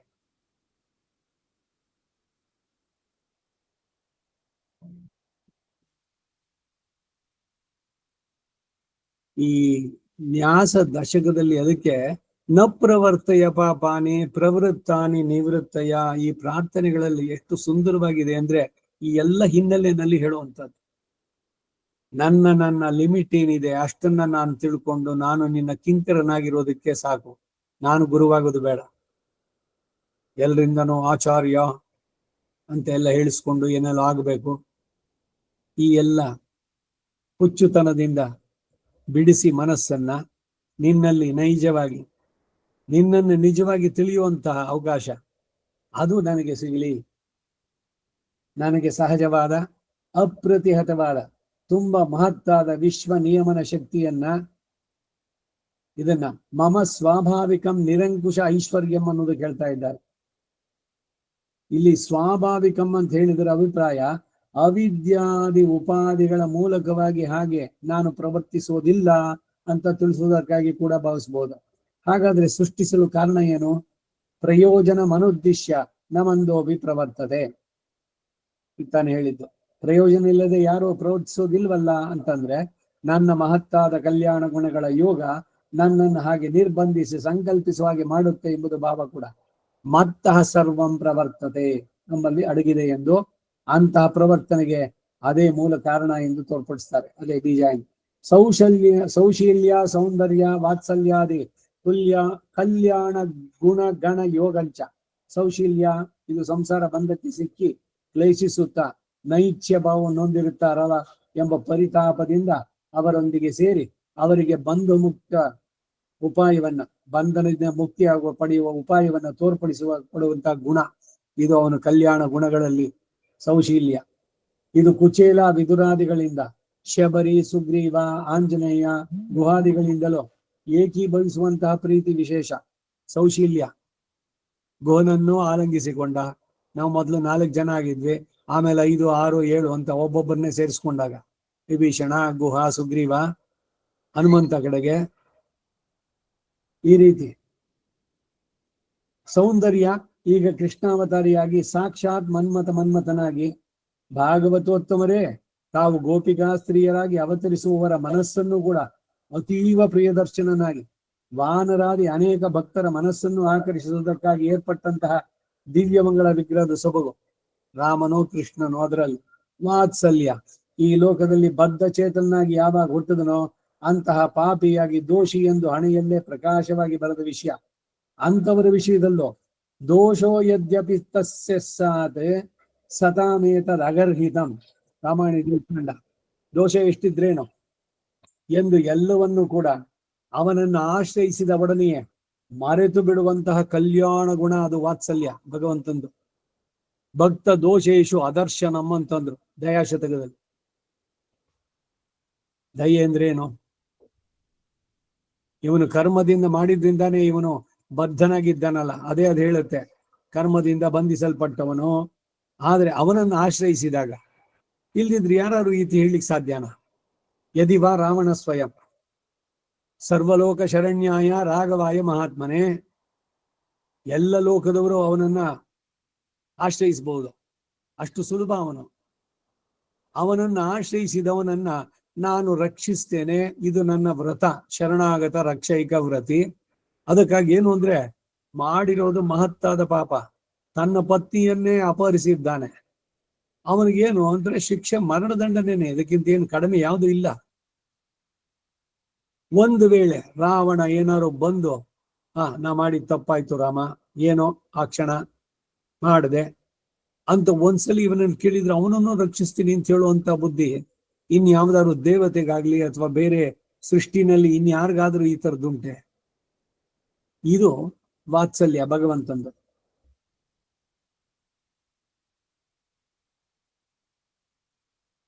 ಎಷ್ಟೇ ದೋಷ ಇದ್ರು ಕೂಡ ಯಾವಾಗ ಅವನನ್ನು ಆಶ್ರಯಿಸಿದ ಒಡನೆಯ ಮರೆತು ಬಿಡುವಂತಹದ್ದು. ಹಾಗೆ ಇನ್ನೊಂದು ಕಡೆಯಲ್ಲಿ ಕಥಂಚಿದ್ ಉಪಕಾರೇಣ ಕೃತೇನೈಕೇನ ತುಷ್ಯತಿ ನ ಸ್ಮರತ್ಯಪಕಾರಾಣ ಶತಮಪ್ಯಾತ್ಮವತ್ತಯ ಅಂತಂದ್ರು ರಾಮಾಯಣದ ಅಯೋಧ್ಯಾಕಾಂಡದಲ್ಲಿ ಮಹರ್ಷಿ ಹೇಳೋದು ವಾಲ್ಮೀಕಿ. ಆತನನ್ನ ಆಶ್ರಯಿಸೋಣವನ್ನ ಕೂಡ ಉದಾರ ಸರ್ವ ಏವೈತೆ ಭಗವದ್ಗೀತೆಯಲ್ಲಿ ಹೇಳಿದ ಜ್ಞಾನೀತು ಆತ್ಮ ಇವ ಮೇ ಮತಂ 7ನೇ ಅಧ್ಯಾಯದ 18ನೇ ಶ್ಲೋಕ. ಅಲ್ಲಿ ಹೇಳಿದ ಹಾಗೆ ಕರುಣ ಮಹೋದಧಿ, ಉದಧಿ ಅಂದ್ರೆ ಸಾಗರ, ಮಹೋ ಅಂದ್ರೆ ಮಹಾಸಾಗರ, ಮಹಾ ಅರ್ಣವಃ ಪರಮ ಔದಾರ್ಯದಿಂದ ಒಂದು ಕಥಂಚಿದ ಉಪಕಾರ ಎಂದೇ ಭಾವಿಸ್ತಾನೆ. ಯಾವಾಗ ತನ್ನನ್ನು ಆಶ್ರಯಿಸಿಬಿಟ್ನೋ ಆಗ ಆತನು ತನ್ನವನಾದ. ಯೋಗಕ್ಷೇಮಂ ವಹಾಮ್ಯಹಂ, ನನ್ನ ರೆಸ್ಪಾನ್ಸಿಬಿಲಿಟಿ ಅಂತ ಹೇಳ್ಕೊಳ್ತಾನೆ. ಇದು ಆತ್ಮವತ್ತಯ ಎಂಬುದರ ಅಭಿಪ್ರಾಯ. ಆಗ ನ ಸ್ಮರತಿ ಅಪಕಾರಾಣಂ ಶತಂ, ಶತ ಅಪರಾಧ ಆಗಿದ್ರೂ ಕೂಡ ಆ ದೋಷಗಳನ್ನ ಸ್ಮರಿಸದೆ ಕಾಪಾಡ್ತಾನೆ. ಇಂತಹ ಗುಣವು ವಾತ್ಸಲ್ಯ ಅನ್ಸುತ್ತೆ. ಇದು ಬಹಳ ಸೂಕ್ಷ್ಮವಾಗಿ ಇದ್ ಮಾಡುವಂತಹದ್ದು, ಸಂಪ್ರದಾಯದಲ್ಲಿದೆ ವ್ಯತ್ಯಾಸ ಬರುವಂತಹದ್ದು. ಹಾಗಾದ್ರೆ ದೋಷ ಮಾಡಿದ್ರು ಕೂಡ ಅವನು ಅದನ್ನ ಮಾಡ್ತಾನ ಅಂದ. ಅವನು ಇವನನ್ನ ಆಶ್ರಯಿಸಿದಾಗ ಏನು, ಭಗವಂತನನ್ನು ಆಶ್ರಯಿಸ್ಬೇಕಾದ್ರೆ ನನಗೆ ನೀನ್ ಬಿಟ್ರೆ ಬೇರೆ ಗತಿ ಇಲ್ಲ, ನಾ ಮಾಡಿದ್ದೆಲ್ಲ ತಪ್ಪು ಅಂತ ಅದೆಲ್ಲ ಇದೆಯೋ ಇಲ್ವೋ ಅದರಲ್ಲಿ?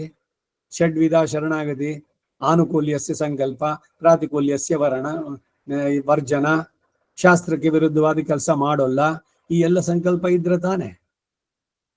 ಅದೆಲ್ಲ ಇದ್ದು ಅವನಲ್ಲಿ ಶರಣಾದವನು ಅಂತವನ ಪಾಪಗಳನ್ನ ಇವನು ಗಣಿಸೋಲ್ಲ, ಅದನ್ನ ಎಕ್ಸ್ಕ್ಯೂಸ್ ಮಾಡ್ತಾನೆ ಅಂತ ಹೀಗೆ ಹೇಳೋದನ್ನ ಬಿಟ್ಬಿಟ್ಟು ಅವನು ಮಾಡಿದ ತಪ್ಪನ್ನ ಭೋಗ್ಯವಾಗಿ ಇವನು ಆನಂದವಾಗಿ ಸ್ವೀಕರಿಸ್ತಾನೆ.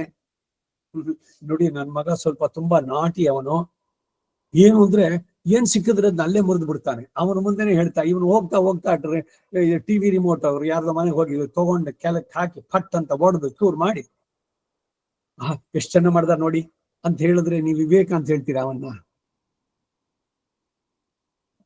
ವಿವೇಕಶಾಲಿ ಯಾವ್ದಾದ್ರೆ ಅವನ ಕೈಗೆ 2 ಕೊಟ್ಟು ಇನ್ನೊಂದ್ಸಲಿ ನೀನ್ ಈ ತರದ್ ಮಾಡಬಾರ್ದು ಅಂತ ಸರಿಯಾಗಿ ಶಿಕ್ಷಿಸ್ಬೇಕಾದದ್ದು. ಅದು ತಂದೆಗೆ ರೆಸ್ಪಾನ್ಸಿಬಿಲಿಟಿ. ಅವ್ನು ಎಷ್ಟ್ ಚೆನ್ನಾಗಿ ಹೊಡೆದ ಅಂತ ಅಂದ್ಬಿಟ್ಟು ಅದನ್ನ ಸಂತೋಷವಾಗಿ ನಾನು ಸ್ವೀಕರಿಸ್ತೀನಿ ಅಂದ್ರೆ ಅದು ಪ್ರೀತಿ ಆಗತ್ತೆ, ವಾತ್ಸಲ್ಯ ಆಗತ್ತೆ. ಅದು ಈ ರೀತಿ ವ್ಯಾಖ್ಯಾನ ಮಾಡ್ಬೇಕಾದ್ರೆ ಕೆಲವರು ಯಾರು ಆ ರೀತಿ ಹೇಳ್ತಾರೋ ಅವ್ರಿಗೆ ಸ್ವಲ್ಪ ವಿವೇಕ ಇರಬೇಕು. ಇಲ್ದಿದ್ರೆ ನೀತಿ ಸಂಹಿತೆಗಳೆಲ್ಲ ಎಲ್ಲ ಬಿಸಾಕ್ಬೇಕು, ಯಾವ್ದನ್ನು ಇಟ್ಕೊಳ್ಬೇಕಾಗಿಲ್ಲ.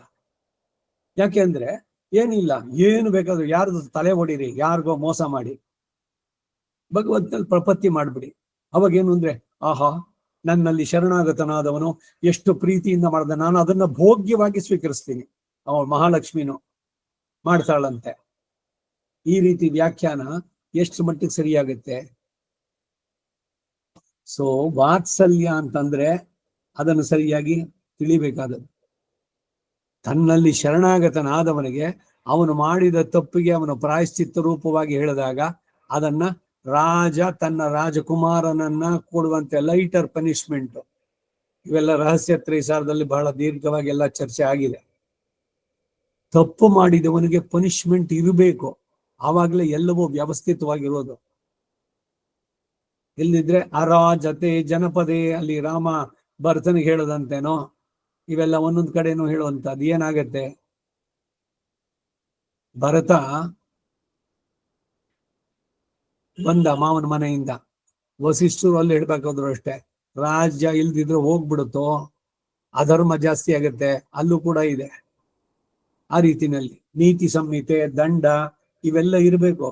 ಲೋಕದ ರಕ್ಷಣೆಗೆ ಬಷ್ಟೇ ಅಲ್ಲ, ಯಾರು ಪುಂಡ್ರು ಪೋಲಿಗಳು ಇವರುಗಳನ್ನ ನಿಯಂತ್ರಿಸುವುದಕ್ಕೆ ಅಷ್ಟೇ ಅಲ್ಲ, ಸರಿಯಾದ ಮಾರ್ಗದಲ್ಲಿ ಹೋಗಬೇಕು, ಧರ್ಮದಲ್ಲಿ ನಡಿಬೇಕು ಅಂತಂದ್ರೆ ರಾಜನಾದವನು ತಪ್ಪಾದವನಿಗೆ ಶಿಕ್ಷೆಯನ್ನು ಕೊಡಬೇಕು.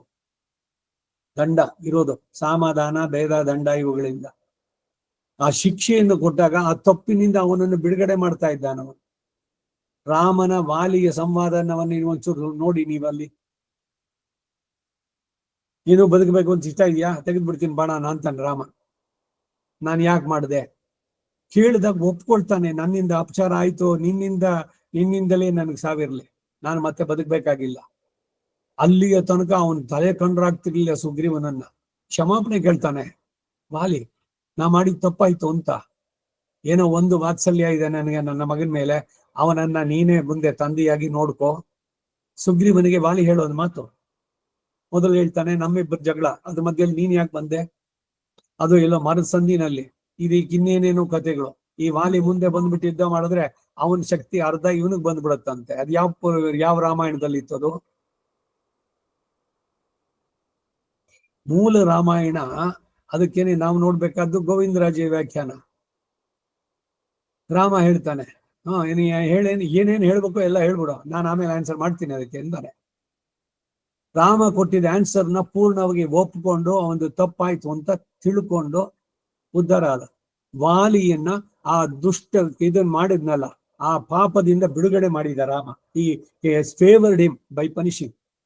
ಪನಿಷ್ಮೆಂಟ್ ಇರೋದು ಆ ಆತ್ಮಕ್ಕೆ ಅಂಟಿದಂತಹ ಕೊಳೆಯನ್ನ ತೆಗೆಯುವಂತಹದ್ದು. ಇದು ವಾತ್ಸಲ್ಯ. ಉದಾರ ಸರ್ವ ಏವೈತೆ ಅಂತ ಹೇಳಿರೋ ಹಾಗೆ ಕರುಣ ಮಹೋದಧಿ, ಪರಮ ಔದಾರ್ಯದಿಂದ ಒಂದು ಕಥಂಚಿದ ಉಪಕಾರ ಎಂದೇ ಭಾವಿಸ್ತಾನೆ. ಯಾವಾಗ ತನ್ನನ್ನು ಆಶ್ರಯಿಸಿಬಿಟ್ನೋ ಆಗ ಆತನು ತನ್ನವನಾದ. ಇದು ಆತ್ಮವತ್ತಯ ಎಂಬುದರ ಅಭಿಪ್ರಾಯ. ಆಗ ನ ಸ್ಮರತಿ ಅಪಕಾರಾಣಾಂ ಶತಂ. 100 ತಪ್ಪುಗಳಿರಲಿ, ಆ ದೋಷಗಳನ್ನ ಸ್ಮರಿಸದೆ ಕಾಪಾಡ್ತಾನೆ. ಇಂತಹ ಗುಣ ವಾತ್ಸಲ್ಯ. ಹಾಗಂತ ಇವನು ಮಾಡ್ತಾನೆ ಅಂತ ಇವನು ಬರೀ ತಪ್ಪುಗಳನ್ನೇ ಮಾಡೋದಲ್ಲ. ಇವನೆಲ್ಲ ಪರಿಷ್ಕಾರ ಇರ್ಬೇಕು, ಪಶ್ಚಾತ್ತಾಪ ಇರ್ಬೇಕು. ಅವನು ಮತ್ತೆ ಆ ತಪ್ಪನ್ನು ಮಾಡಬಾರ್ದು. ಆದಿಪದದಿಂದ ಇನ್ನೂ ಇತರ ಸೌಲಭ್ಯ, ಸರ್ವಜ್ಞತೆ, ಕಾರುಣ್ಯ ಮೊದಲಾದ ಕಲ್ಯಾಣ ಗುಣಗಳು ಸಂಗ್ರಹಿಸಲ್ಪಟ್ಟವು. ಇಂತಹ ಕಲ್ಯಾಣ ಗುಣಗಣ ಯೋಗಂಚ, ಕಲ್ಯಾಣ ಗುಣಗಳ ಸಮೂಹದಿಂದ ಸೇರಿರುವಿಕೆಯನ್ನ ಸಹ, ಹೀಗೆ ಇಂತಹ ಅದ್ಭುತಗಳಾದ ನಿರಂಕುಶ ಐಶ್ವರ್ಯ ರೂಪ ವಿಭೂತಿಯನ್ನ, ಇಂತಹ ಕಲ್ಯಾಣ ಗುಣ ಯೋಗವನ್ನು ಸಹ ಮತ್ವಾ ಚೆನ್ನಾಗಿ ತಿಳಿದು, ಬುಧಾಹ ಅಂತಂದ್ರೆ ಜ್ಞಾನಿನಃ, ಇಂತಹ ಶಾಸ್ತ್ರಜನ್ಯ ಜ್ಞಾನವುಳ್ಳವರಾಗಿ, ಭಾವ ಸಮನ್ವಿತರಾಗಿ, ಮಾಂ ಹೀಗೆ ಸರ್ವ ಕಲ್ಯಾಣ ಗುಣಾನ್ವಿತನಾಗಿರುವ ನನ್ನನ್ನ ಹೀಗೆ ಹೇಳಿದ್ದರಿಂದ ಅವತಾರ ಕಾಲದ ಸೌಲಭ್ಯವೂ ಹೇಳಿದಂತಾಯ್ತು. ಅದು ಅಲ್ಲದೆ ಹಿಂದೆ ಅಹಂ ಸರ್ವಸ್ಯ ಪ್ರಭವಃ ಎಂಬಲ್ಲಿ ಅಸ್ಮತ್ ಶಬ್ದ ಇರೋದ್ರಿಂದ ಸುಮ್ಮನೆ ಭಜಂತೆ ಎಂದು ಇಷ್ಟೇ ಹೇಳಿದ್ರೇನೆ ಅರ್ಥವಾಗುವಾಗ ಮಾಂ ಎಂದು ಪುನಃ ಹೇಳಿದ್ದು ನಿರರ್ಥಕವಲ್ವ ಅಂತಂದ್ರೆ, ಕಾರಣಂತು ಧ್ಯೇಯ ಉಪನಿಷತ್ತಿನ ಮಾತು. ಯಾವುದು ಜಗತ್ತಿಗೆ ಕಾರಣವೋ ಅವನನ್ನು ಧ್ಯಾನಿಸು ಅಂತ ಹೇಳಿರೋದ್ರಿಂದ ತಾನೇ ಜಗತ್ ಕಾರಣ ಅಂತ ಹೇಳುವುದಕ್ಕಾಗಿ ಅಹಂ ಎಂಬ ಶಬ್ದವನ್ನು ಕೂಡ ಇಲ್ಲಿ ಭಾವಿಸಬಹುದು. ಮತ್ತು ಭಜನಕ್ಕೆ ದಿವ್ಯಮಂಗಳ ವಿಗ್ರಹ ಅವಶ್ಯಕ, ನಿರ್ಗುಣ ಬ್ರಹ್ಮ ಅಲ್ಲ. ಈಗ ಕೃಷ್ಣಾವತಾರಿಯಾಗಿರುವ ತನ್ನ ದಿವ್ಯಮಂಗಳ ವಿಗ್ರಹವೂ ಕೂಡ ಧ್ಯೇಯವೇ ಅಂತ ತೋರಿಸೋದಕ್ಕಾಗಿ. ಬಾಲಕೃಷ್ಣ ಅವನ್ ನೆನೆಸ್ಕೊಂಡ್ರೆ ಕೃಷ್ಣ ಅವತಾರದಲ್ಲಿ ಅವನ ಬೆಣ್ಣೆ ಕದ್ದಿದ್ದು ಇದೆಲ್ಲ ಯಾಕೆ? ಒಂದೊಂದೇ ಪತ್ತಿನಲ್ಲೂ ಕೂಡ ಮಾತೆತ್ತಿದ್ರೆ ಪೌತನ ಮೋಕ್ಷ, ಇದು ಶಕಟಾಸುರ ಭಂಜನ, ತೃಣಾವರ್ತ ಹೇಳಿದ್ದನ್ನೇ ಮತ್ತೆ ಮತ್ತೆ ಹೇಳ್ತಾ ಇದ್ದು. ಏನ್ ಬೇರೆ ಏನು ಇಲ್ವೇ ಇಲ್ವಾ ಅಂತಂದ್ರೆ, ಎಷ್ಟರ ಮಟ್ಟಿಗೆ ಈ ಆಳ್ವಾರ ಮನಸ್ಸನ್ನ ಆ ಕೃಷ್ಣನ ಅವತಾರ ಅದು ಸೂರೆಗೊಂಡಿದೆ ಅಂದ್ರೆ, ಅವನ್ ನೆನ್ಸ್ಕೊಂಡಾಗ ಅವನ ಆಶ್ಚರ್ಯ ಚೇಷ್ಟಿತಗಳು. ಎಲ್ಲ ಲೋಕ ಕಲ್ಯಾಣ ಇನ್ಯಾರು ಮಾಡೋಕ್ಕಾಗತ್ತಾ ಅವನು ಮಾಡಿದ ಕೆಲಸಗಳನ್ನ? ಅದನ್ನು ತೋರಿಸೋದಕ್ಕಾಗಿ ಪುನಃ ಮಾಂ ಎಂಬ ಪ್ರಯೋಗ. ಭಜಂತೆ ಉಪಾಸನೆ ಮಾಡ್ತಾರೆ. ಇಲ್ಲಿ ಭಾವ ಶಬ್ದವು ಮನೋವೃತ್ತಿ ವಿಶೇಷ, ಮನಸ್ಸಿನ ವ್ಯಾಪಾರದ ವಿಶೇಷವನ್ನು ಬೋಧಿಸುತ್ತೆ. ಇದರ ತಾತ್ಪರ್ಯ ಏನು ಅಂದ್ರೆ, ಭಾವ ಸಮನ್ವಿತರಾಗುತ್ತಾರೆ ಎಂಬುದರಿಂದ ಮೈ ಸ್ಪೃಹಯಾಳವಹ, ಇನ್ನು ಯಾವುದರಲ್ಲೂ ಇಚ್ಛೆ ಇಲ್ಲದೆ ನನ್ನಲ್ಲೇ ಆಶೆ ಉಳ್ಳವರಾಗಿ ಮಾಂ ಭಜಂತ ಇತ್ಯರ್ಥ, ನನ್ನನ್ನೇ ಧ್ಯಾನಿಸ್ತಾರೆ. ಅವನಲ್ಲಿ ಪ್ರೀತಿಯ ಪರಾಕಾಷ್ಠೆ. ಹಿಂದೆನೂ ಒಂದ್ಸಲ ಹೇಳಿದ್ದೆ ನಾನು, 4 ಜನ ಸೇರಿದಾಗ ಅವರಲ್ಲಿ ರಾಮಾಯಣದ ಬಗ್ಗೆ ಯಾರೋ ಬಂದ್ರು, ಏನ್ ನಾವು ಪರಿಚಯನೂ ಇಲ್ಲ ಏನೂ ಇಲ್ಲ, ಸ್ವಲ್ಪ ವಯಸ್ಸಾದವರು. ಏನೋ ಒಂದು ಮಾತು ಹೇಳ್ತಾರೆ ರಾಮನ ಬಗ್ಗೆ ಶುರು ಮಾಡಿ, ಕಣ್ಣಿನಲ್ಲಿ ಅವ್ರಿಗೆ ಏನು ಧಾರಾಕಾರವಾಗಿ ನೀರು. ಅಯ್ಯೋ, ಅಷ್ಟೊಂದು ಭಾವಕರಾಗ್ತಾರ? ನಿಜವಾಗ್ಲೂ ಭಾವಕರಾಗಬೇಕು, ಭಗವಂತನನ್ನ ಭಾವಿಸ್ಬೇಕು. ಆರಾಧನೆ ಅಯ್ಯೋ ಏನ್ ಕರ್ಮಾನೋ ಮಾಡಿ ಇಟ್ಬಿಟ್ಟಿದಾರ ಬ್ರಾಹ್ಮಣರಿಗೆ, ಒಳ್ಳೆ ಪ್ರತಿದಿನ ನಿತ್ಯ ವಿಧಿನಂತೆ, ಸರಿ ತಗೊಂಬ ಏನೋ ಒಂದಷ್ಟು ಮಾಡೋಣ. ಯಾಕೆ ಮಾಡ್ಬೇಕು ನೀವು ಅದನ್ನ? ಪ್ರೀತಿ ಭಕ್ತಿ ಭಾವದಿಂದ ಕೃಷ್ಣಮೇದ್ಯಂ ಸ್ಥಿರನ್ನಾನಿ ಭಕ್ಷ್ಯ ಭೋಜ್ಯಾನ್ಯನೇಕಶಃ ಬರೀ ಬಾಯಿನಲ್ಲಿ ಹೇಳೋದು. ನಮ್ಮಲ್ಲಿ ಎಷ್ಟು ಸಾಧ್ಯವೋ ಅಷ್ಟನ್ನ ಮಾಡಿ ಪ್ರೀತಿಯಿಂದ ಅದನ್ನ ಯಶೋದೆ ಕೃಷ್ಣನಿಗೆ ತಿನ್ನಿಸಿದಂತೆ ಮೃಗಮುದ್ರೆನಲ್ಲಿ ತಲೆ ಬಗ್ಗಿಸ್ಕೊಂಡು ಭಾವಿಸಿ, ಈ ಭಾವಿಸೋದ್ರಿಂದಾನೇ ಅವರು ತಾತಾಚಾರರಾಗಿದ್ದು. ಹಾಲು ಕಾಸ್ಬಿಟ್ಟು ಜೊತೆಗೆ ಹಂಗೆ ಸೀದಾ ತಂದು ಹುಡುಗ ಬೇಡ ಬೇಡ ಅಂತ ಹೇಳ್ತಂದು ಅದನ್ನ ಸ್ವಲ್ಪ ಚೆನ್ನಾಗಿ ಆರಿಸಿ ಪದವಾಗಿ ಮಾಡಿ, ಈಗ ನಾವು ಕುಡಿಬೇಕಾದ್ರೆ ಹಂಗೆ ಕುಡಿತೀವೇನೋ, ಹಾಗೆ ಕುಡಿದ್ರೆ ನಾಲ್ಗೆ ಸುಟ್ಟು ಹೋಗುತ್ತೆ ಅಷ್ಟೇ. ಹಾಗೆ ಸುಮ್ನೆ ಒಲೆ ಮೇಲೆ ಇದ್ದದ್ದನ್ನ ಸಂತು ಡೈರೆಕ್ಟ್ ಆಗಿ ಕೊಡೋದಲ್ಲ, ಭಾವ ಮುಖ್ಯ. ಭಗವಂತ ಅಲ್ಲಿದ್ದಾನೆ, ನಾವು ಮಾಡ್ತಾ ಇದೀವಿ, ನಮ್ಮಂತೆ ಅವನನ್ನ ಭಾವಿಸಿ ತಾನೇ ಮಾಡೋದು. ಹೃದಯಾಗಂತು ಮಯಾ ಕೃತ ಆತ್ಮಸಾತ್ಕುರು ದೇವೇಶ ಬಾಹ್ಯೈ ಸ್ವಾಂ ಸಮ್ಯಗರ್ಚಯೇ. ನಿನ್ನನ್ನ ನಾನು ಈ ವಿಗ್ರಹದಲ್ಲೋ ಸಾಲಿಗ್ರಾಮದಲ್ಲಿ ನಿನ್ನ ಸಾನ್ನಿಧ್ಯ ಎಲ್ಲಿದ್ದವನು ನೀನು? ನನ್ನ ಹೃದಯದಲ್ಲೇ ಇದ್ದವನು. ಹೃದಯಾಗಂತು ಮಯಾ ಕೃತ. ಭಾವನೆಗೆ ಬಹಳ ಬಹಳ ಮುಖ್ಯ ಪ್ರಾಶಸ್ತ್ಯ ಇದೆ, ಭಾವಿಸಿ ಮಾಡುವಂತದ್ದು. ಮಯಿ ಸ್ಪೃಹ ಯಾಳವಹ, ಇನ್ನು ಯಾವುದರಲ್ಲೂ ಇಚ್ಛೆ ಇಲ್ಲದೆ ನನ್ನಲ್ಲೇ ಆಶೆ ಉಳ್ಳವರಾಗಿ ಮಾಂ ಭಜಂತಹ, ನನ್ನನ್ನೇ ಧ್ಯಾನಿಸ್ತಾರೆ ಎಂಬ ತಾತ್ಪರ್ಯ. ಅಂದರೆ ಆ ಮನೋವೃತ್ತಿಯನ್ನು ಯಾವಾಗಲೂ ನನ್ನಲ್ಲೇ ಇಟ್ಟವರಾಗಿರ್ತಾರೆ, ಇನ್ನು ಯಾವುದರಲ್ಲೂ ಅವರಿಗೆ ಇಚ್ಛೆ ಇರೋದಿಲ್ಲ. ಯೋ ಪರಮಾತ್ಮನಿ ವಿರಕ್ತ ಅಪರಮಾತ್ಮನಿ, ಯಾವಾಗಲೂ ಆತನ ಸ್ಮರಣೆ, ಆತನ ವಿಷಯವಾದ ಆಲಾಪ, ಆತನ ದಿವ್ಯ ಚೇಷ್ಟೆಗಳ ಕಥಾಶ್ರವಣ, ಆತನ ಧ್ಯಾನ, ಹೀಗೆ ತಮ್ಮ ಕಾಲವನ್ನೆಲ್ಲ ಕಳೀತಾರೆ. ವಾಶಿತ್ತುಂ ಪೋಷಿತ್ತುಂ ಪೋಕ್ಕಿನೇನ್ ಪೋದು ಅಂದ್ರು ಮೊದಲಾಳ್ವಾರು. ಹಾಗೆ ನನ್ನಲ್ಲಿ ಭಕ್ತಿಯನ್ನು ವೃದ್ಧಿ ಮಾಡಿಕೊಳ್ತಾರೆ ಅನ್ನೋ ಭಾವ. ಇದನ್ನೇ ಮುಂದಿನ ಶ್ಲೋಕದಲ್ಲಿ ಉಪಪಾದಿಸಿ ಹೇಳ್ತಾರೆ. ಹೀಗೆ ಭಾವ ಶಬ್ದಕ್ಕೆ ಮನೋವೃತ್ತಿ ವಿಶೇಷ ಅಂತ ಅರ್ಥ ಮಾಡಿದ್ರೇನೆ ಭಾವ ಸಮನ್ವಿತತ್ವದ ಪ್ರಪಂಚ ಮುಂದಿನ ಶ್ಲೋಕ ಎಂಬ ಸಂಗತಿ ದೊರೆಯುತ್ತೆ. ಮುಂದಿನ ಶ್ಲೋಕಕ್ಕೂ ಕೂಡ ಇಲ್ಲಿ ಅರ್ಥದಲ್ಲಿ ಹೇಳ್ಬೇಕಾದ್ರೆ ಅದಕ್ಕೆ ಲಿಂಕ್ ಏನು ಅನ್ನೋದನ್ನು ಕೊಡ್ತಾ ಇದೆ. ಸಂಗತಿ ಅಂದ್ರೆ ಸಂಬಂಧ ಹೇಗೆ ಒಂದಕ್ಕೊಂದಕ್ಕೆ ಅನ್ನೋದನ್ನು ತಿಳಿಸುವಂತದ್ದು. ಹಾಗಲ್ಲದೆ ಬೇರೆ ಅರ್ಥಗಳನ್ನು ಹೇಳುವವರಿಗೆ ಸದ್ಗತಿ ದೊರೆಯೋದು ಕಷ್ಟ ಅಂದ್ರೆ ಇದು ಇವ್ರು ಹೇಳುವಂತದ್ದು. ಬೇರೆ ಬೇರೆ ಅರ್ಥ ಹೇಳೋದಲ್ಲ, ಅದಕ್ಕೆ ಅನುಗುಣವಾಗಿರ್ಬೇಕು, ಯಥಾರ್ಥವಾಗಿರ್ಬೇಕು, ಅದು ಬಹಳ ಮುಖ್ಯ. ಇದಿಷ್ಟು 8ನೇ ಶ್ಲೋಕ. ಈಗ 9ನೇ ಶ್ಲೋಕಕ್ಕೆ ಅವತಾರಿಕೆ. ಕಥಂ ಭಾಷ್ಯದ ಅವತಾರಿಕೆ. ಹೀಗೆ ಸೃಷ್ಟಿಯಾದಿಗಳಿಗೆ ಸರ್ವ ಕಾರಣಭೂತವಾಗಿ ಅವುಗಳನ್ನೆಲ್ಲ ನೇಮಿಸುವಂತಹ ನಿರಂಕುಶ ಐಶ್ವರ್ಯ ಏನು, ಕಲ್ಯಾಣ ಗುಣಗಳ ಯೋಗ ಏನು, ಇವುಗಳಿಂದ ನಿರತಿಶಯ ಮಹಾತ್ಮೆ ಉಳ್ಳವನು ಎಂದು ಭಕ್ತಿ ಯೋಗ ಆರಂಭಕನೋ ಯಾವಾಗ ತಿಳಿತಾನೋ ಆಗ ಬುಧನಾಗಿ ಜ್ಞಾನಿಯಾಗಿ ಭಾವ ಸಮನ್ವಿತನಾಗಿ ಆಗ್ತಾನೆ ಅಂತ ಹೇಳಿದ್ರು. ಹಾಗೆ ಮನೋವೃತ್ತಿ ಎಲ್ಲ ಪರಮಾತ್ಮನಾದ ನನ್ನಲ್ಲೇ ಇದ್ದುದಾಗತ್ತದು ಅನ್ನೋದನ್ನ ಹೇಗೆ ತಿಳಿಬಹುದು ಅಂತ ಪ್ರಶ್ನೆ ಮಾಡಿದ್ರೆ ಅದಕ್ಕೆ ಉತ್ತರನ ಈ 9ನೇ ಶ್ಲೋಕದಲ್ಲಿ ದೊರೆಯೋದ್ರಿಂದ ಅದಕ್ಕೆ ಹೇಗೆ ಭಾವ ಸಮನ್ವಿತರು ಅಂತ ಹೇಳ್ಬಹುದು ಅಂತಂದ್ರೆ ಉತ್ತರವನ್ನು ನೀಡ್ತಾರೆ ಅನ್ನೋ ಅಭಿಪ್ರಾಯದಿಂದ ಕಥಂ ಎಂಬ ಅವತಾರಿಕೆಯನ್ನು ಕೊಟ್ಟಿದ್ದಾರೆ. ಕಥಂ 9ನೇ ಶ್ಲೋಕ.